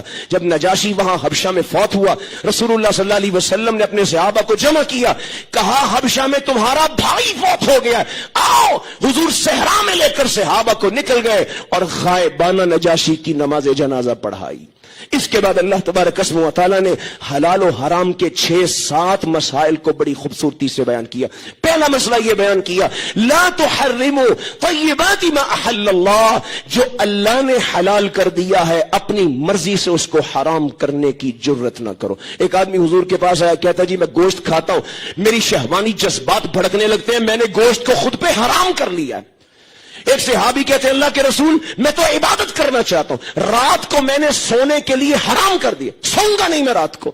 ایک نے کہا جی میں شادی نہیں کروں گا, اور ایک نے کہا میں جو ہے وہ ہمیشہ قیام کرتا رہوں گا اور روزانہ روزہ رکھتا رہوں گا. عثمان بن مظعون ہے اپنی بیوی سے کنارہ کش ہو گئے, کہنے لگے بیویوں کے چکر میں پڑ جاتے ہیں, اولاد کے پیچھے لگ جاتے ہیں, ہمارا وقت ضائع ہو جاتا ہے, عبادت نہیں کر پاتے. یہ لوگ ہیں جنہوں نے اللہ کے حلال کو خود پہ حرام کر لیا. یہ آیات نازل ہو گئی. حضور نے عثمان بن مظعون کو بلایا اور باقی صحابہ کو بلایا اور کہا انی اخشاکم واتقاکم للہ, میں تم سے زیادہ اللہ کا خوف اور تقوی رکھنے والا ہوں. مجھے دیکھتے نہیں ہو, میں کبھی روزہ رکھتا بھی ہوں کبھی روزہ نہیں بھی رکھتا ہوں, میں رات کو سوتا بھی ہوں اور جاگ کے قیام بھی کرتا ہوں, میں نے شادیاں بھی کر رکھی ہیں. تو ہر چیز کو اس کا حق ادا کرو, یہی صحیح دین ہے. تو اللہ کے حلال کو حرام کرنے سے اللہ نے منع کر دیا. پھر یہ قسم کے مسائل کو بیان کیا. ایک آدمی قسم کھاتا ہے, قسم کی 3 قسمیں. ایک قسم وہ ہے جو آدمی بات بات پہ ویسے ہی اپنی جو ہے وہ زبان کی تیزی کی وجہ سے کھا جاتا ہے. یا بعض لوگ ہیں جیسے عرب کے ہاں واللہ واللہ, یعنی قسم کھانے کا بہت زیادہ رجحان اور جو ہے وہ ایک تہذیب پائی جاتی ہے. اللہ فرماتے ہیں اس قسم کا نہ تو کوئی اعتبار ہے اور نہ ہی اس کا کوئی کفارہ ہے. یعنی کوئی آدمی قسم کھا رہا ہے, اس کا مطلب یہ نہیں کہ واقعی سچ بول رہا ہے, اور اس کا مطلب یہ بھی نہیں اور قسم کھانے کے بعد ویسا نہیں کرتا اس کو کفارہ دینا پڑے گا. تو یہ تو ایک لغو قسم ہے. دوسری قسم کیا ہے جس میں آدمی بد ارادہ اور بد نیت ہے, قسم دھوکہ دینے کے لیے کھا رہا ہے, یقین دلانا چاہتا ہے دوسرے کو لیکن نیت نہیں ہے کام کرنے کی, ارادہ نہیں ہے کام کرنے کا, اس دوسرے کو دھوکہ دینے کے لیے کہتا ہے میں اللہ کی قسم ایسا کروں گا. یہ قسم کبیرہ گناہوں میں سے, اس کا بھی کفارہ 1000 کفارے دے دو, اس قسم کا گناہ معاف نہیں ہوتا. توبہ کرو گے, اللہ کے سامنے نادم ہوگے, اعتراف کرو گے اور آئندہ سچ بولنے اور سچی باتیں کرنے کا عزم کرو گے, پھر یہ گناہ معاف ہوگا. اور تیسری قسم کون سی ہے؟ آدمی جب معاہدہ کرتا ہے کسی کے ساتھ تو اس وقت کھاتا ہے قسم اپنی بات کو پختہ کرنے کے لیے, نیت میں بھی سچا ہوتا ہے, ارادے میں بھی سچا ہوتا ہے, اور پوری طرح قسم کھا کے کہتا ہے ہاں میں اور آپ مل کر, یا میں ایسا کروں گا, آپ اور ہم مل کر ایسا کریں گے, یا ایسا ہم کریں گے. اللہ کی قسم کھاتے ہیں. اگر ایسا نہیں بعد میں کر پاتے اور قسم کو توڑ دیتے ہیں, اس کا کفارہ دینا ہوگا. 10 مسکینوں کو کھانا کھلا دیں, کپڑے پہنا دیں, یا غلام کو آزاد کر دیں. اگر یہ کچھ نہیں کر سکتے تو 3 روزے رکھنا ہوں گے. اس کے بعد اللہ تبارک و تعالی نے شراب اور جوئے کی حرمت کا آخری اور حتمی قانون نافذ فرمایا سورہ مائدہ میں. اس سے پہلے 2 مرتبہ پہلے یہ کہا کہ شراب جو ہے اس میں نفع بھی ہے نقصان بھی ہے, لیکن اس کا نقصان بہت بڑا ہے. پھر یہ کہا کہ تم شراب پی کے اللہ کی مسجدوں کے قریب نہ ہو. تو صحابہ یہ مسلمان عبادت کے بغیر کیسے رہ سکتا ہے؟ تو وہاں سے بہت سا فرق ہے. تو یہ تیسری آیت اور آخری آیت اتری, فرمایا انما الخمر والمیسر والانصاب والازلام رجس من عمل الشیطان. یہ شراب اور جوا شیطانی عمل ہے. بدفعلی لینا تیروں کے ذریعے سے شیطانی عمل ہے. مکمل اجتناب کرو. یہ حرام کر دیا ہے اللہ تبارک و تعالی نے. اور اس کے دو اخلاقی اور دینی جو وبال اترتے ہیں اس کو بھی ذکر کیا. کہا جو شراب پینے والے ہیں یاد رکھے یہ شراب اور جوا تمہارے اندر دلوں میں ایک دوسرے کے لیے بغض اور نفرت پیدا کرے گا. یہ تمہیں جوڑے گا نا, یہ تمہیں توڑے گا. اور دوسری بات ہے یہ تمہیں نماز سے اور اللہ کے ذکر سے غافل کرے گا. اس لیے بعض احادیث میں آتا ہے کہ شراب کو ام الخبائث, گناہوں کی ماں کہا گیا ہے. اس لیے کہ یہ گناہ کر کے آدمی کا عقل اور فطور چلا اس کو فطور آ جاتا ہے, اس کی عقل چلی جاتی ہے اور اس کے نتیجے میں وہ پھر گناہوں کی طرف لپکتا ہے. اس کے بعد اللہ تبارک و تعالی احرام کی حالت میں شکار کرنے کی ممانعت کو بیان فرما رہے ہیں. جب تم احرام باندھا ہوا ہے, عمرے یا حج کا احرام باندھا ہوا ہے, تو اس دوران تم نے خشکی کا شکار نہیں کرنا. ہاں سمندر کا شکار کرنے کی اجازت دی. کہا احل لکم صید البحر وطعامہ متاعا لکم وللسیارہ. ہاں اس لیے کہ مہینوں سفر جو ہے وہ بحری جہازوں میں ہوا کرتا تھا, وہاں پہ اجازت دے دی. خشکی میں شکار کرنے کی ممانعت فرما دی. اور یہ ممانعت خواہ جانور حلال ہے یا حرام ہے, ہر جانور کو مارنے سے منع کیا. لیکن کچھ جانوروں کو مارنے کی حضور نے خصوصی اجازت دے دی. فرمایا کوے کو مار سکتے ہو, چیل کو مار سکتے ہو, موذی جانور ہیں, چوہے کو مار سکتے ہو, بچھو کو مار سکتے ہو. بعض روایات میں سانپ کا بھی ذکر ہے. اور اسی طریقے سے حضور نے فرمایا جو باولا کتا ہے تم اس کو مار سکتے ہو. اور علماء نے یہ جو باولا کتا ہے اس کے اوپر قیاس کرتے ہوئے جو درندے ہیں, شیر ہیں, چیتے ہیں, بھیڑی ہیں, ان کو بھی قیاس کیا کہ اگر حرم کی حدود میں یہ آ جاتے ہیں اور احرام کی حالت میں ان کو مارا جا سکتا ہے تاکہ یہ نقصان اور تکلیف نہ پہنچائے. لیکن اس کے علاوہ شکار کرنے کی ممانعت کو بیان فرمایا. اور اگر کوئی کر لیتا ہے اس کا پھر کفارہ ذکر کر دیا. پھر اللہ نے یہ بھی فرما دیا ایمان والو سوال نہ کیا کرو. جو ضروری ہے, جس کے بغیر عمل ممکن نہیں ہے, وہ سوال تو کر سکتے ہو, لیکن فضول سوال اور کثرت سوال. حضور نے فرمایا میری امت کا سب سے بڑا مجرم وہ شخص ہے جس نے سوال کیا اور ایک چیز جو پہلے حلال تھی اس کے سوال کرنے کی وجہ سے حرام ہو گئی ہے. تو حضور نے فرمایا اللہ کبھی بھول کے کوئی چیز نہیں چھوڑتا. جس کو ہم نے نہیں بیان کیا ہے اس کو چھوڑ دو, اس کے بارے میں سوال نہ کرو. ایک شخص آیا اور کہنے لگا حضور نے فرمایا اللہ نے تم پر حج کو فرض کیا ہے. کہنے لگا اللہ کا رسول ہر سال فرض ہے. حضور خاموش. پھر کہتا ہے آپ نے کہا اللہ نے حج کو فرض کیا, اللہ کا رسول ہر سال فرض ہے. حضور پھر خاموش ہو گئے. پھر کہا اللہ نے حج تو تم پہ فرض کیا ہے. کہنے لگا ہر سال فرض ہے. آپ نے فرمایا تمہارے سوال کرنے کی وجہ سے اگر میں یہ کہہ دوں کہ ہر سال فرض ہے تو تم پھر اس کی طاقت نہیں رکھ سکو گے کہ ہر سال حج کر سکو. فرمایا اس لیے کہ تم سے پہلی امتیں ہلاک ہو گئی نبیوں سے زیادہ سوال کرنے کی وجہ سے اور نبیوں سے اختلاف ڈالنے کی وجہ سے. تو سوال صرف ضرورت کا کرو, جس پہ عمل کرنا ہے اس کا سوال کرو. آخری مسئلہ یہ بیان فرمایا کہ مشرکوں کا طریقہ ہے وہ نظریں نیازیں چڑھاوے غیر اللہ کے لیے دیتے. غیر اللہ کے لیے جانور ذبح کرنا, جانوروں کو وقف کرنا, یہ مشرکوں کا رویہ ہے, مسلمان کے لائق نہیں ہے. مشرکوں نے بحیرہ صائبہ, وسیلہ حام, وہ اونٹ جس کی بہت نسل سے اونٹ اور اونٹنیاں پیدا ہو گئی ہوں اس کو اپنے بتوں کے نام پہ وقف کر دیتے تھے. وہ اونٹنی جس کی مسلسل دو مادہ پیدا ہو جائیں اس کو بھی بتوں کے نام پہ وقف کر دیا. کسی کے بارے میں کہا ہم اس کا دودھ نہیں دوئیں گے, یہ فلاں بت کا اونٹ ہے اور اونٹنی ہے. کسی اونٹنی ہے, کسی کے بارے میں کہا ہم اس پر سواری نہیں کریں گے, یہ فلاں بت کا اونٹ ہے. تو اللہ تبارک و تعالی یہاں بیان فرما رہے یہ سب مشرکانہ رسوم ہے.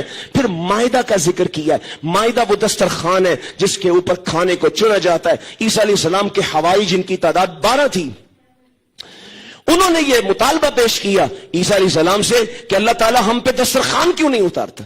جب ابراہیم علیہ السلام اپنے اطمینان قلب کے لیے پرندوں کو ذبح کرنے, کیسے اللہ مرنے کے بعد دوبارہ زندہ کرے گا یہ سوال کر سکتے ہیں, تو ہم بھی یہ سوال کر رہے ہیں تو آسمان سے دسترخوان اترے, ہم کھائیں گے, ہمارے دل مطمئن ہو جائیں گے, پھر ہمارے لیے یہ خوشی کا دن ہوگا اور پھر ہم گواہی دینے والوں میں شامل ہو جائیں گے. عیسیٰ علیہ السلام نے پہلے تو انہیں کہا یہ سوال نہ کرو, اس لیے کہ جب اللہ سے سوال کر کے یوں معجزہ مانگا جاتا ہے پھر اس کے آنے کے بعد اگر کوئی یقین نہ کرے اللہ دردناک عذاب میں مبتلا کرتا ہے. بہرحال انہوں نے سوال کیا کیا. عیسیٰ علیہ السلام نے اللہ سے مانگا, اللہ نے وعدہ کیا ہاں میں اس کو اتاروں گا. لیکن اس کے بارے میں مفسرین کا اختلاف ہوا کہ واقعی اللہ نے اس کو اتارا یا نہیں اتارا. عیسائی لٹریچر اور مسیحی تاریخ میں کسی دسترخوان کے اترنے کا ذکر نہیں ہے. اس سے بہت سارے مفسرین کی رائے یہ پیدا ہوئی کہ اللہ نے وعدہ کیا تھا لیکن بعد میں یہ لوگ خود ہی اپنے سوال سے سٹیپ بیک کر گئے اور خاموش ہو گئے اور کہنے لگے نہیں اللہ نہ اتارے, اس لیے کہ اترنے کے بعد اگر ہم نے نہ مانا یا اگر کوئی شک کسی بشری کمزوری سے پیدا ہو گیا تو پھر اللہ ہم سے سوال کریں گے. سورہ مائدہ کا اختتام ہو رہا ہے اس مسئلے پر کہ اللہ عیسیٰ علیہ السلام کو اور ان کی والدہ مریم کو قیامت کے دن لائیں گے اپنی بارگاہ میں اور سوال کریں گے بتاؤ کیا میرے بعد تم نے ان کو کہا تھا کہ تمہیں اور تمہاری ماں کو معبود بنا لیں. عیسیٰ علیہ السلام کہیں گے نہیں اللہ مجھے تو پتہ بھی نہیں ہے, جب تک میں ان میں موجود تھا میں اس بات کی نگرانی کرتا رہا کہ میرا اور تمہارا رب صرف اللہ ہے. فلما توفیتنی, جب تو نے مجھے موت دے دی, جب تو مجھے اٹھا کر لے گیا, کنت انت الرقیب علیہم, پھر تو نگران ہو گیا تھا. یہاں سے یہ مسئلہ بھی سمجھ آ گیا کہ انبیاء عالم الغیب نہیں ہوتے. عیسیٰ علیہ السلام فرما رہے جب میں آ گیا اس کے بعد مجھے نہیں پتا, جب مرنے کے بعد آ گیا یا زندہ آسمان پہ اٹھائے جانے کے بعد آ گیا, دونوں کے بعد مجھے نہیں پتا پھر پیچھے کیا ہوا ہے. تو انبیاء عالم الغیب نہیں ہوتے. عیسیٰ علیہ السلام اپنی والدہ کی الوہیت کی نفی کریں گے. رسول اللہ علیہ السلام نے بھی فرمایا جب قیامت کا دن ہوگا میرے بہت سے امتی میری طرف بھاگ کے آ رہے ہوں گے, ہم اپنے پیغمبر کے پاس جانا چاہتے ہیں, کچھ فرشتے آئیں گے ان کو راستے میں سے روک کے جہنم کی طرف لے جائیں گے. میں کہوں گا ادھر لاؤ یہ میرے امتی ہیں. رسول اللہ صلی اللہ علیہ وسلم نے فرمایا مجھے کہا جائے گا انک لا تدری ما احدثوا بعدک, اے اللہ کے رسول آپ نہیں جانتے آپ کے بعد انہوں نے آپ کے مقابلے میں نیا دین گھڑ لیا تھا. رسول اللہ فرماتے میں کہوں گا ہاں لے جاؤ ان کو, جس نے میرے بعد میرے دین کو چھوڑ دیا اس کا مجھ سے کوئی واسطہ نہیں ہے. اور میں اس وقت وہی بات کہوں گا جو بات عیسیٰ علیہ السلام نے کہی تھی, اے اللہ جب تک میں تھا ان میں ان پر نگران تھا اور جب میں آ گیا اس کے بعد تو ان پر نگران ہے. اللہ تبارک قسم و تعالی ہمیں صحیح معنی میں عقیدہ توحید سمجھنے کی توفیق عطا فرمائے. ایک سوال چونکہ شروع میں آیا تھا اور سوال یہ ہے کہ میاں بیوی جھگڑا کرتے رہتے ہیں اور ان میں بہت لڑائی ہوتی ہے اور اکثر طلاق کا لفظ استعمال کیا ہے اور کئی مرتبہ کر چکے ہیں. طلاق مذاق نہیں ہے, طلاق کھیل نہیں ہے. حضور نے فرمایا اگر جھوٹ موٹ ویسے ہی مذاق میں بھی طلاق دے دی ہے طلاق تب بھی نافذ ہو جائے گی. سو یہ حلال و حرام کا مسئلہ ہے, یہ اللہ کا قانون ہے, اسے مذاق نہیں بنانا چاہیے. اگر خامن نے ایک موقع پر طلاق دی ہے, لفظ جتنے بھی بولے ایک موقع پہ طلاق دی ہے, اس کا ایک حق مکمل ہو گیا. اب وہ رجوع کر سکتا ہے عدت کے دوران, اور عدت گزرنے کے بعد بھی اگر وہ چاہیں تو دوبارہ نکاح کر سکتے ہیں. زندگی میں دوسرے موقع پر اس نے طلاق دے دی ہے, ایک لفظ بولا یہ 4 لفظ بولے, دوسرے موقع پہ دی ہے, ابھی بھی اس کے پاس حق ہے وہ رجوع کر سکتا ہے. لیکن اگر زندگی میں تیسرا موقع ایسا آ گیا ہے کہ اس نے طلاق دے دی ہے, ایک لفظ بولا یہ 1000 لفظ بولے ہیں, اب ہمیشہ کے لیے یہ خاتون اس کے لیے حرام ہے. یہ عدت مکمل کرے گی اور اس کے بعد یہ آزاد ہو جائے گی, جہاں چاہے شادی کرے, دوبارہ ان کی شادی اور نکاح نہیں ہو سکتا. اس کی ایک ہی صورت ہے جو میں پہلے بیان کر چکا ہوں. لہذا طلاق کو مذاق نہیں بنانا چاہیے. اللہ فوری طور پہ ان لوگوں کو کسی بھی عالم اور شیخ کی طرف رجوع کرنا چاہیے, ریٹن فارم میں فتویٰ لینا چاہیے اور جو اللہ کا حکم اور قانون ہے اس پہ عمل کرنا چاہیے. اللہ ہمیں کتاب و سنت پہ عمل کرنے کی توفیق عطا فرمائے.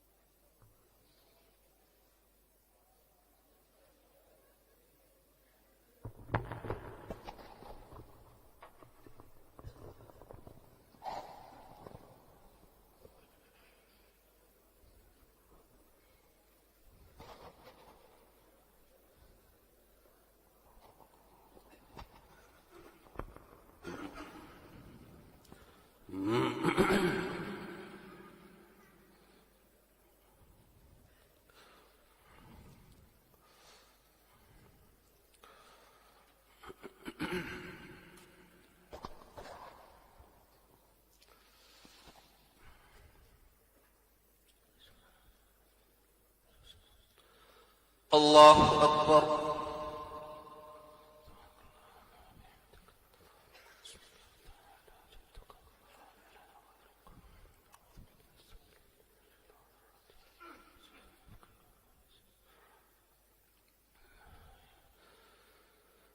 الحمد لله رب العالمين الرحمن الرحيم مالك يوم الدين إياك نعبد وإياك نستعين اهدنا الصراط المستقيم صراط الذين أنعمت عليهم غير المغضوب عليهم ولا الضالين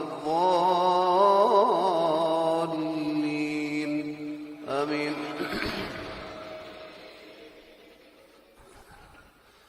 ولقد أرسلنا إلى من قبلك فأخذناهم بالبأساء والضراء لعلهم يتضرعون فلولا إذ جاءهم بأسنا تضرعوا ولكن قست قلوبهم وزين لهم الشيطان ما كانوا يعملون فلما نسوا ما ذكروا به فتحنا عليهم أبواب كل شيء حتى إذا فرحوا بما أوتوا أخذناهم بغتة فإذا هم مبلسون فقطع دابر القوم الذين ظلموا والحمد لله رب العالمين. قل أرأيتم إن أخذ الله سمعكم وأبصاركم وختم على قلوبكم من إله غير الله يأتيكم به انظر كيف نصرف الآيات ثم هم يصرفون. قل أرأيتكم إن أتاكم عذاب الله بغتة أو جهرة هل يهلك إلا القوم الظالمون وما نرسل المرسلين إلا مبشرين ومنذرين فمن آمن وأصلح فلا خوف عليهم ولا هم يحزنون والذين كذبوا بآياتنا يمسهم العذاب بما كانوا يفسقون.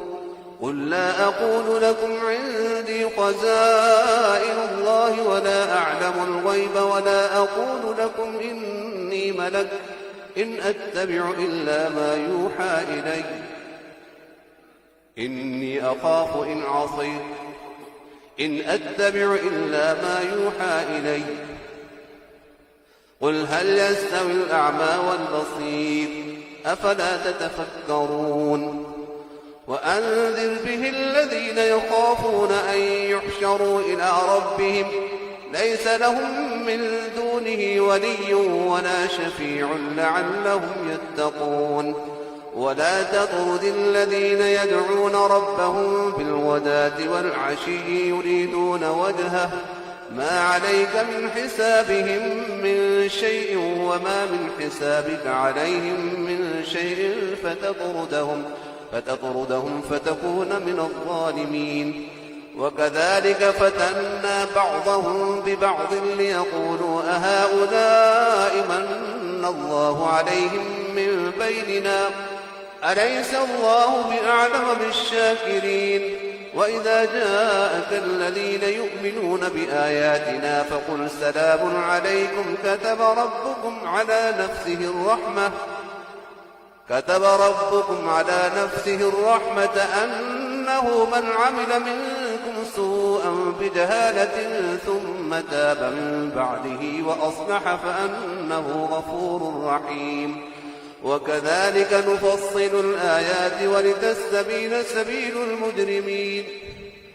قل إني نهيت أن أعبد الذين تدعون من دون الله قل لا أتبع أهواءكم قد ضللت إذا وما أنا من المهتدين. قل إني على بينة من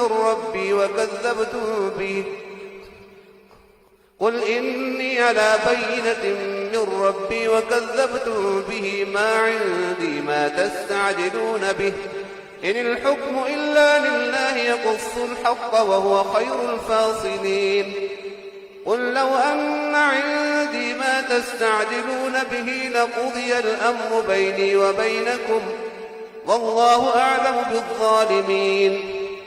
وعنده مفاتح الغيب لا يعلمها إلا هو ويعلم ما في البر والبحر وما تسقط من ورقة إلا يعلمها ولا حبة في ظلمات الأرض ولا رطب ولا يابس إلا في كتاب مبين. وهو الذي يتوفاكم بالليل ويعلم ما جرحتم بالنهار ثم يبعثكم فيه ليقضى أجل مسمى ثم إليه مرجعكم ثم ينبئكم بما كنتم تعملون. الله أكبر.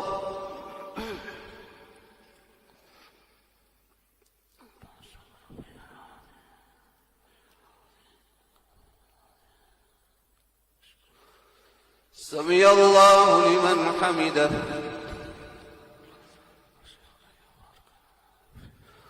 الله أكبر.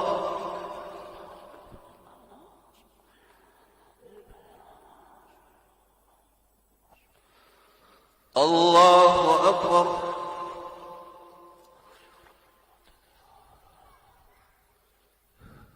الله أكبر.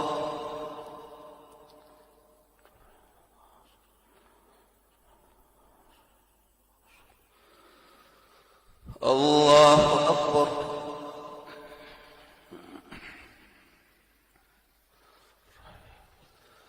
الحمد لله رب العالمين الرحمن الرحيم مالك يوم الدين إياك نعبد وإياك نستعين اهدنا الصراط المستقيم صراط الذين أنعمت عليهم غير المغضوب عليهم ولا الضالين آمين. وهو القاهر فوق عباده ويرسل عليكم حفظه حتى إذا جاء أحدكم الموت توفته رسلنا وهم لا يفرطون ثم ردوا إلى الله مولاهم الحق ألا له الحكم وهو أسرع الحاسبين. قل من ينجيكم من ظلمات البر والبحر تدعونه تضرعا وخفية لئن أنجانا من هذه لنكونن من الشاكرين. قل الله ينجيكم منها ومن كل كرب ثم أنتم تشركون. قل هو القادر على أن يبعث عليكم عذابا من فوقكم أو من تحت أرجلكم أو يلبسكم شيعا ويذيق بعضكم بأس بعض. انظر كيف نصرف الآيات لعلهم يفقهون. وكذب به قومك وهو الحق قل لست عليكم بوكيل لكل نبأ مستقر وسوف تعلمون. وإذا رأيت الذين يخوضون في آياتنا فأعرض عنهم حتى يخوضوا في حديث غيره وإما ينسينك الشيطان فلا تقعد بعد الذكرى مع القوم الظالمين. وما على الذين يتقون من حسابهم من شيء وما من حسابك عليهم من شيء. وإما ينسينك الشيطان فلا تقعد بعد الذكرى مع القوم الظالمين. وما على الذين يتقون من حسابهم من شيء ولكن ذكرى لعلهم يتقون. وذر الذين اتخذوا دينهم لعبا ولهوا وغرتهم الحياة الدنيا وذكر به أن تبسل نفس بما كسبت ليس لها من دون الله ولي ولا شفيع وإن تعدل كل عدل لا يؤخذ منها. أولئك الذين أبسلوا بما كسبوا لهم شراب من حميم وعذاب أليم بما كانوا يكفرون. قل أندعو من دون الله ما لا ينفع ينفعنا ولا يضرنا ونرد على أعقابنا بعد إذ هدانا الله كالذي استهوته الشياطين في الأرض حيران له أصحاب يدعونه إلى الهدى ائتنا قل إن هدى الله هو الهدى وأمرنا لنسلم لرب العالمين وأن أقيموا الصلاة واتقوه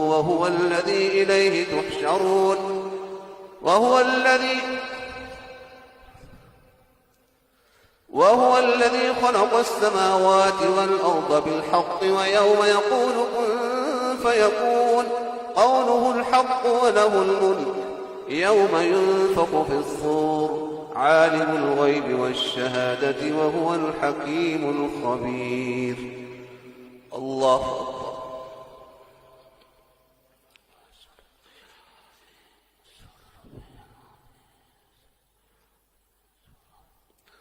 سمع الله لمن حمده.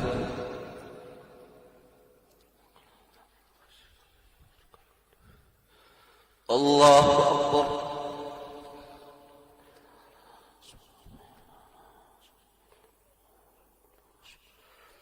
الله أكبر.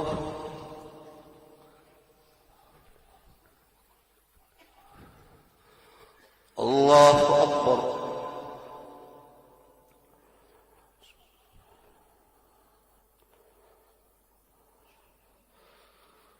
الله أكبر.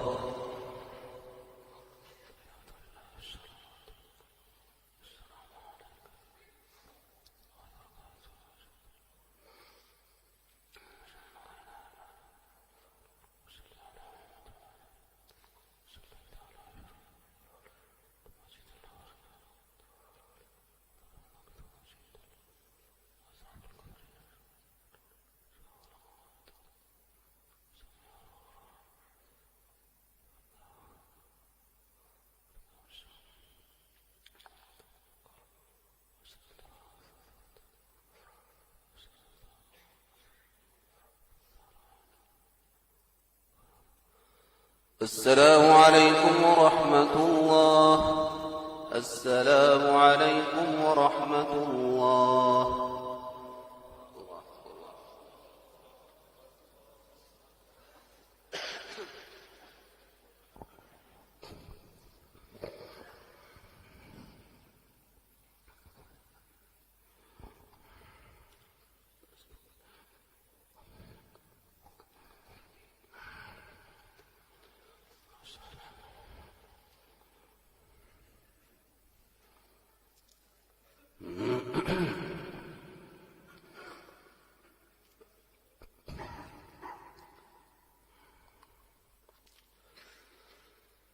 الله أكبر.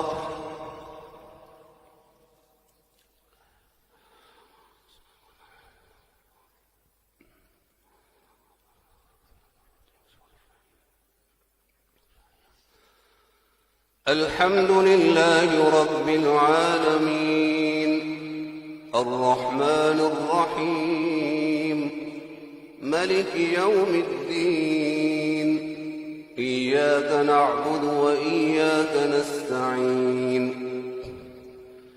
اهدنا الصراط المستقيم صراط الذين أنعمت عليهم غير المغضوب عليهم ولا الضالين آمين.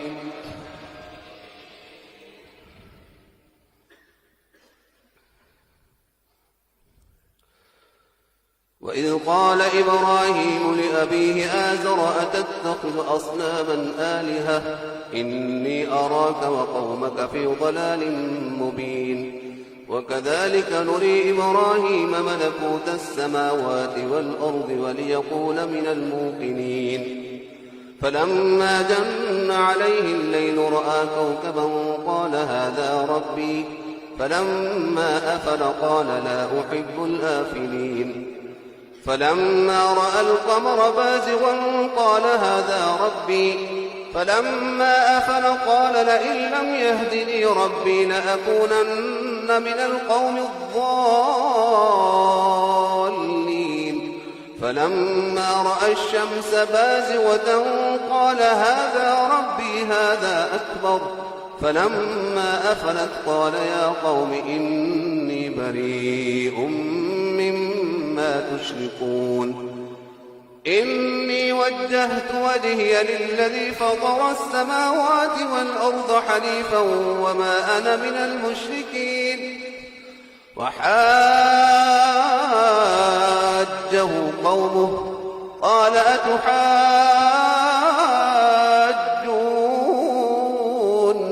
في الله وقد هدان ولا أخاف ما تشركون به إلا أن يشاء ربي شيئا وسع ربي كل شيء علما أفلا تتذكرون وكيف أخاف ما أشركتم ولا تخافون أنكم أشركتم بالله ما لم ينزل به عليكم سلطانا فأي الفريقين أحق بالأمن إن كنتم تعلمون الذين آمنوا ولم يلبسوا إيمانهم بظلم أولئك لهم الأمن وهم مهتدون وتلك حجتنا آتيناها إبراهيم على قومه نرفع درجات من نشاء إن ربك حكيم عليم ووهبنا له إسحاق ويعقوب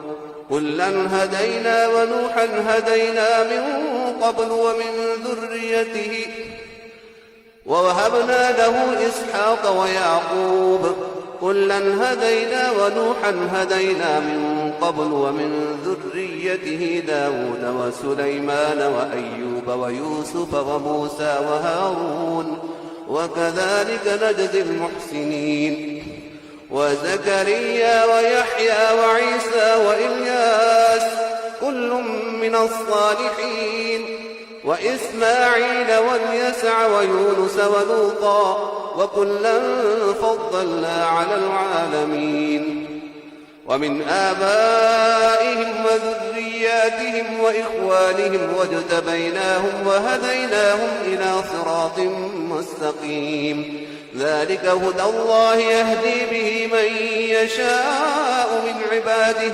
ولو أشركوا لحبط عنهم ما كانوا يعملون أولئك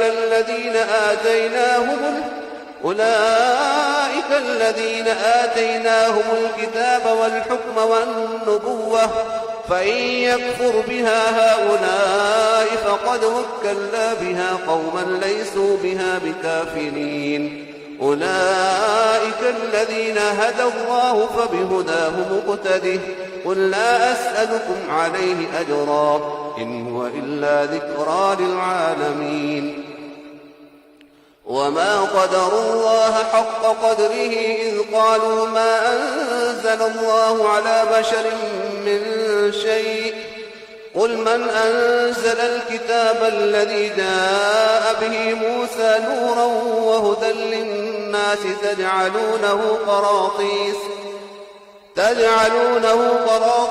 تبدونها وتخفون كثيرا وعلمتم ما لم تعلموا أنتم ولا آباؤكم قل الله ثم ذرهم في خوضهم يلعبون وهذا كتاب أنزلناه مبارك مصدق الذي بين يديه ولتنذر أم القرى ومن حولها والذين يؤمنون بالآخرة يؤمنون به وهم على صلاتهم يحافظون ومن أظلم ممن افترى على الله كذبا أو قال أوحي إلي ولم يوحى إليه شيء ومن قال سأنزل مثل ما أنزل الله ولو ترى إذ الظالمون في غمرات الموت والملائكة باسطوا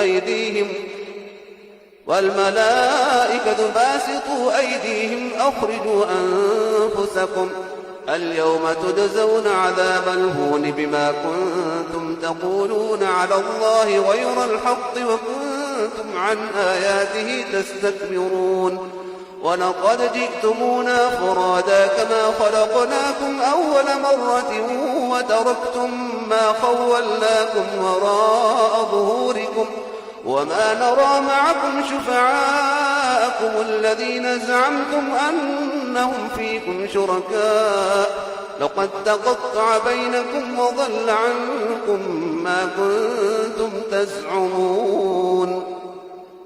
الله أكبر.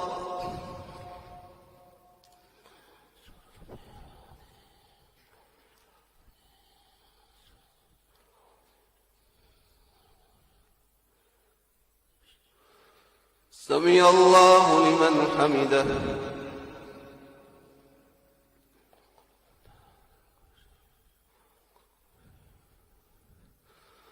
الله أكبر.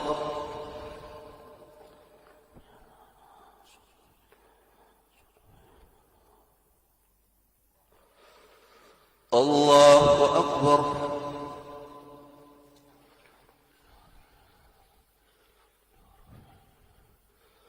الله أكبر.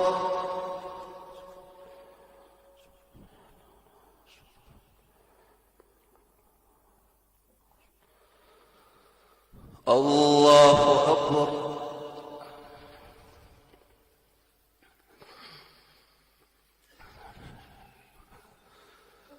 الحمد لله رب العالمين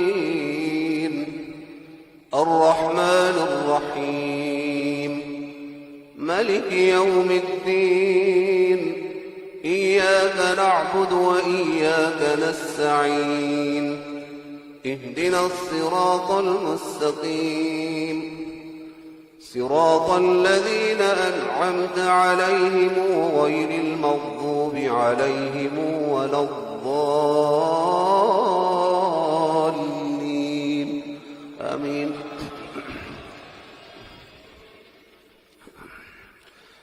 إن الله فالق الحب والنوى يخرج الحي من الميت ومخرج الميت من الحي ذلكم الله فأنى تؤفكون.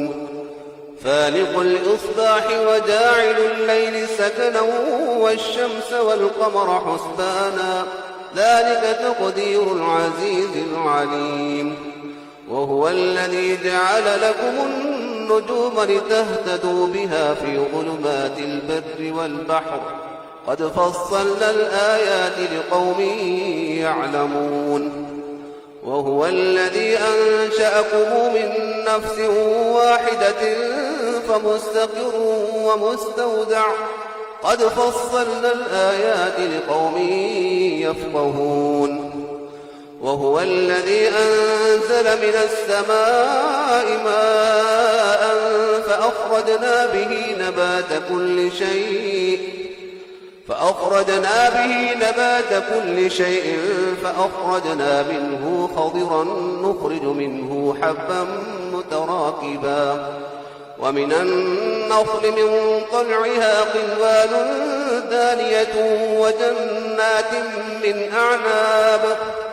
وجنات من أعناب والزيتون والرمان مشتبها وغير متشابه انظروا إلى ثمره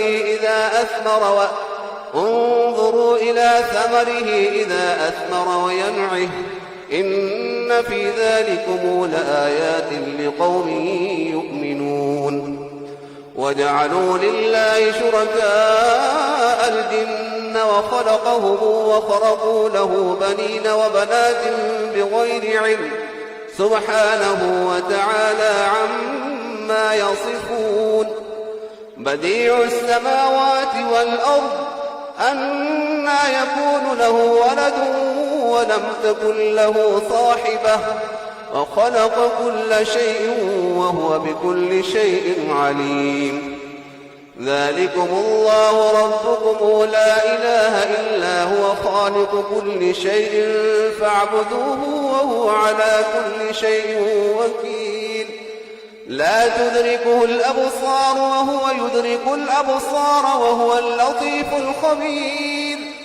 قد جاءكم بصائر من ربكم فمن أبصر فلنفسه ومن عمي فعليها وما أنا عليكم بحفيظ وكذلك نصرف الآيات وليقولوا دارست ولنبينه لقوم يعلمون اتبع ما أوحي إليك من ربك لا إله إلا هو وأعرض عن المشركين ولو شاء الله ما أشركوا وما جعلناك عليهم حفيظا وما أنت عليهم بوكيل ولا تسبوا الذين يدعون من دون الله فيسبوا الله عدوا بغير علم كذلك زينا لكل أمة عملهم ثم إلى ربهم مرجعهم فينبئهم بما كانوا يعملون وأقسموا بالله جهد أيمانهم لئن جاءتهم آية ليؤمنن بها قل إنما الآيات عند الله وما يشعركم إنها إذا جاءت لا يؤمنون ونقلب أفئدتهم وأبصارهم كما لم يؤمنوا به أول مرة ونذرهم في طغيانهم يعمهون. الله أكبر.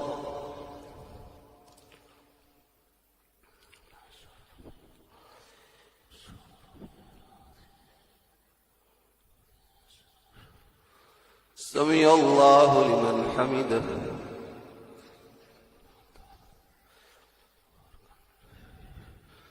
الله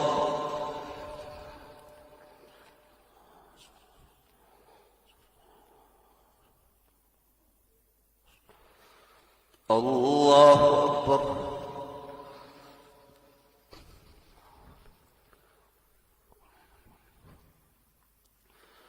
الله أكبر.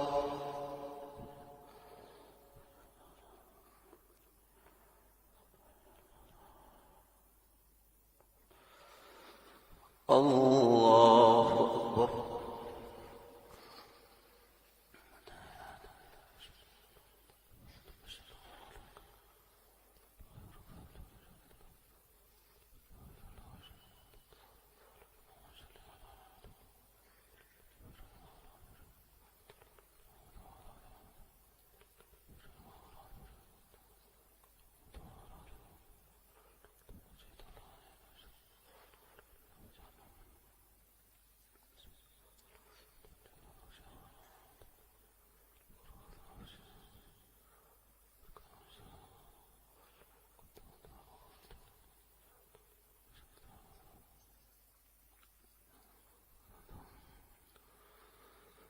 السلام عليكم ورحمة الله. السلام عليكم ورحمة الله. الله أكبر. أستغفر الله.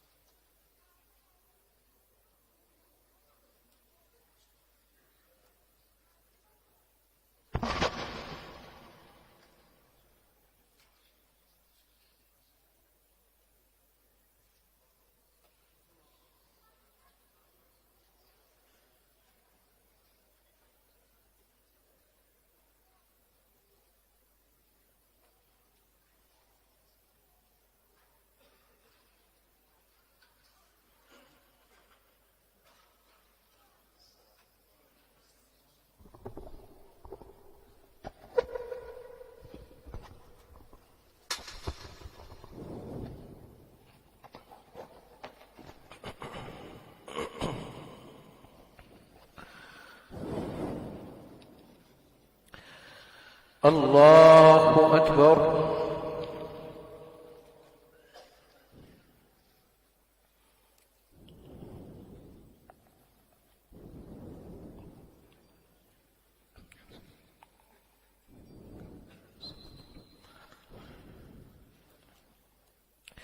الحمد لله رب العالمين الرحمن الرحيم مالك يوم الدين إياك نعبد وإياك نستعين اهدنا الصراط المستقيم صراط الذين أنعمت عليهم غير المغضوب عليهم ولا الضالين آمين.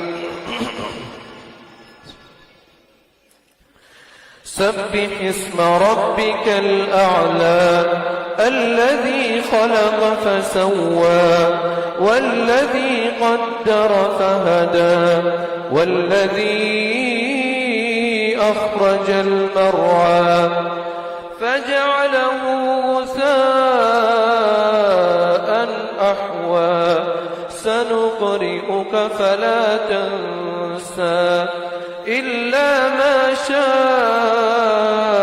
الله إنه يعلم الجهر وما يخفى ونيسرك لليسرى فذكر إن نفعت الذكرى سيذكر من يخشى ويتجنبها الأشقى الذي يصلى النار الكبرى ثم لا يموت فيها ولا يحيا قد أفلح من تزكى وذكر اسم ربه فصلى بل تؤثرون الحياة الدنيا والآخرة خير وأبقى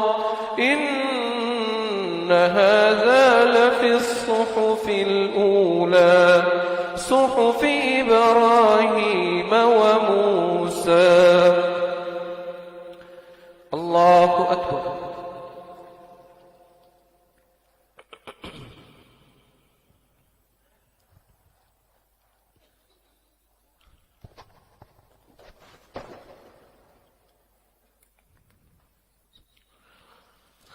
سمع الله لمن حمده.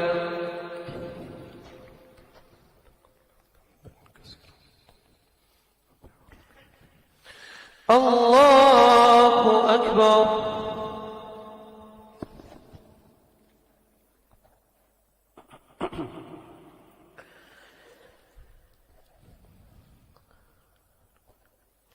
الله أكبر.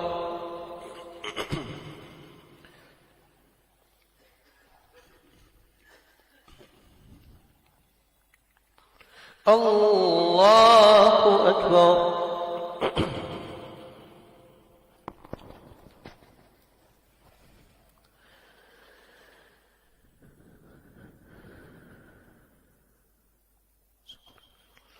الله أكبر.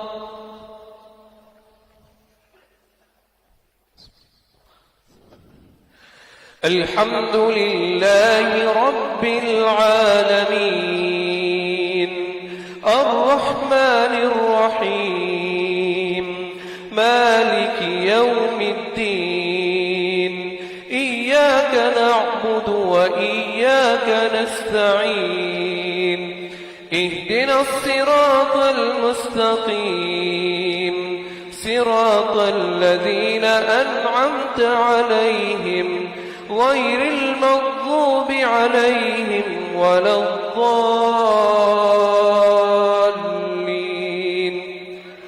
آمين. قل يا أيها الكافرون لا أعبد ما تعبدون ولا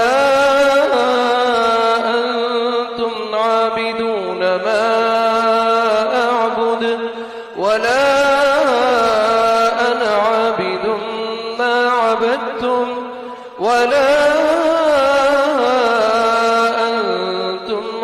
تعبدون ما أعبد لكم دينكم ولي دين. الله أكبر.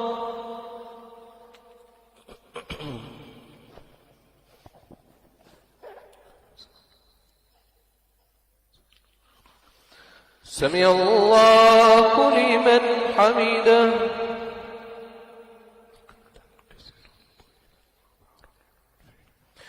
الله أكبر.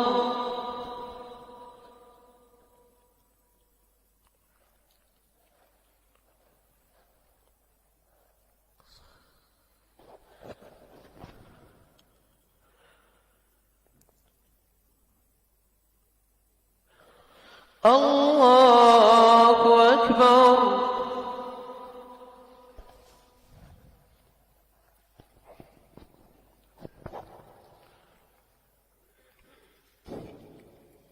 الله أكبر.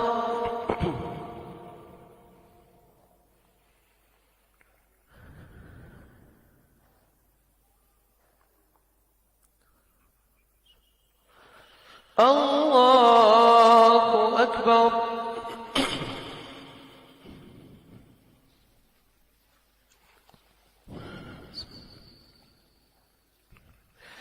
الحمد لله رب العالمين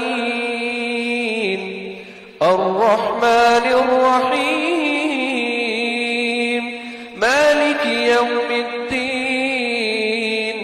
إياك نعبد وإياك نستعين.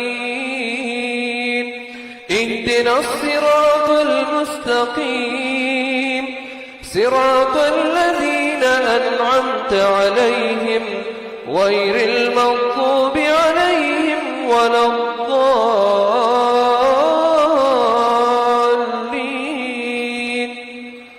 آمين. قل هو الله أحد الله الصمد لم يلد ولم يولد ولم يكن له كفوا أحد. الله أكبر.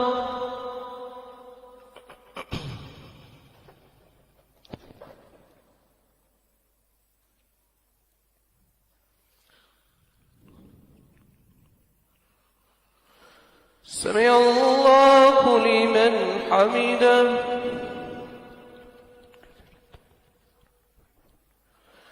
اللهم اهدنا فيمن هديت وعافنا فيمن عافيت وتولنا فيمن توليت وبارك لنا فيما أعطيت وقنا شر ما قضيت فإنك تقضي ولا يقضى عليك إنه لا يذل من واليت ولا يعز من عاديت تباركت ربنا وتعاليت. اللهم إنا نسألك بأنك أنت الله لا إله إلا أنت الأحد الصمد الذي لم يلد ولم يولد ولم يكن له كفوا أحد. لا إله إلا الله العظيم الحليم سبحان الله رب العرش العظيم والحمد لله رب العالمين. نسألك موجبات رحمتك وعزائم مغفرتك والغنيمة من كل بر والسلامة من كل إثم. لا تدع لنا ذنبا إلا غفرته ولا هما إلا فرجته ولا حاجة هي لك رضا إلا قضيتها برحمتك يا أرحم الراحمين. اللهم أحسن عاقبتنا في الأمور الأمور كلها، وأجرنا من خزي الدنيا وعذاب الآخرة. اللهم توفنا مسلمين وألحقنا بالصالحين، غير خزايا ولا مفتونين ولا نادمين. اللهم إنا نسألك إيمانا كاملا ويقينا صادقا وقلبا خاشعا ولسانا ذاكرا وتوبة نصوحا وتوبة قبل الموت وراحة عند الموت ومغفرة ورحمة بعد الموت والعفو عند الحساب والفوز بالجنة والنجاة من النار. ربنا اغفر لنا ولإخواننا الذين سبقونا بالإيمان ولا تجعل في قلوبنا غلا للذين آمنوا ربنا إنك رؤوف رحيم. اللهم اشف مرضانا ومرضى المسلمين، أذهب البأس رب الناس، واشف أنت شافي لا شفاء إلا شفاءك، شفاء لا يغادر سقما. اللهم ألبسهم لباس الصحة والعافية. اللهم اشف كل مريض. ربنا آتنا في الدنيا حسنة وفي الآخرة حسنة وقنا عذاب النار. اللهم اغفر لنا ولوالدينا ولأساتذتنا ولجميع المؤمنين والمؤمنات والمسلمين والمسلمات الأحياء منهم والأموات، إنك سميع قريب مجيب الدعوات. سبحان ربك رب العزة عما يصفون وسلام على المرسلين والحمد لله رب العالمين. وصلى الله على النبي. الله أكبر.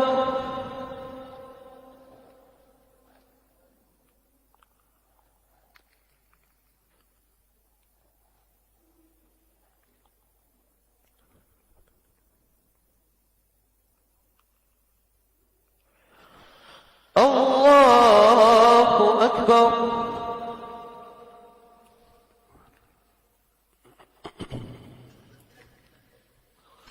الله أكبر.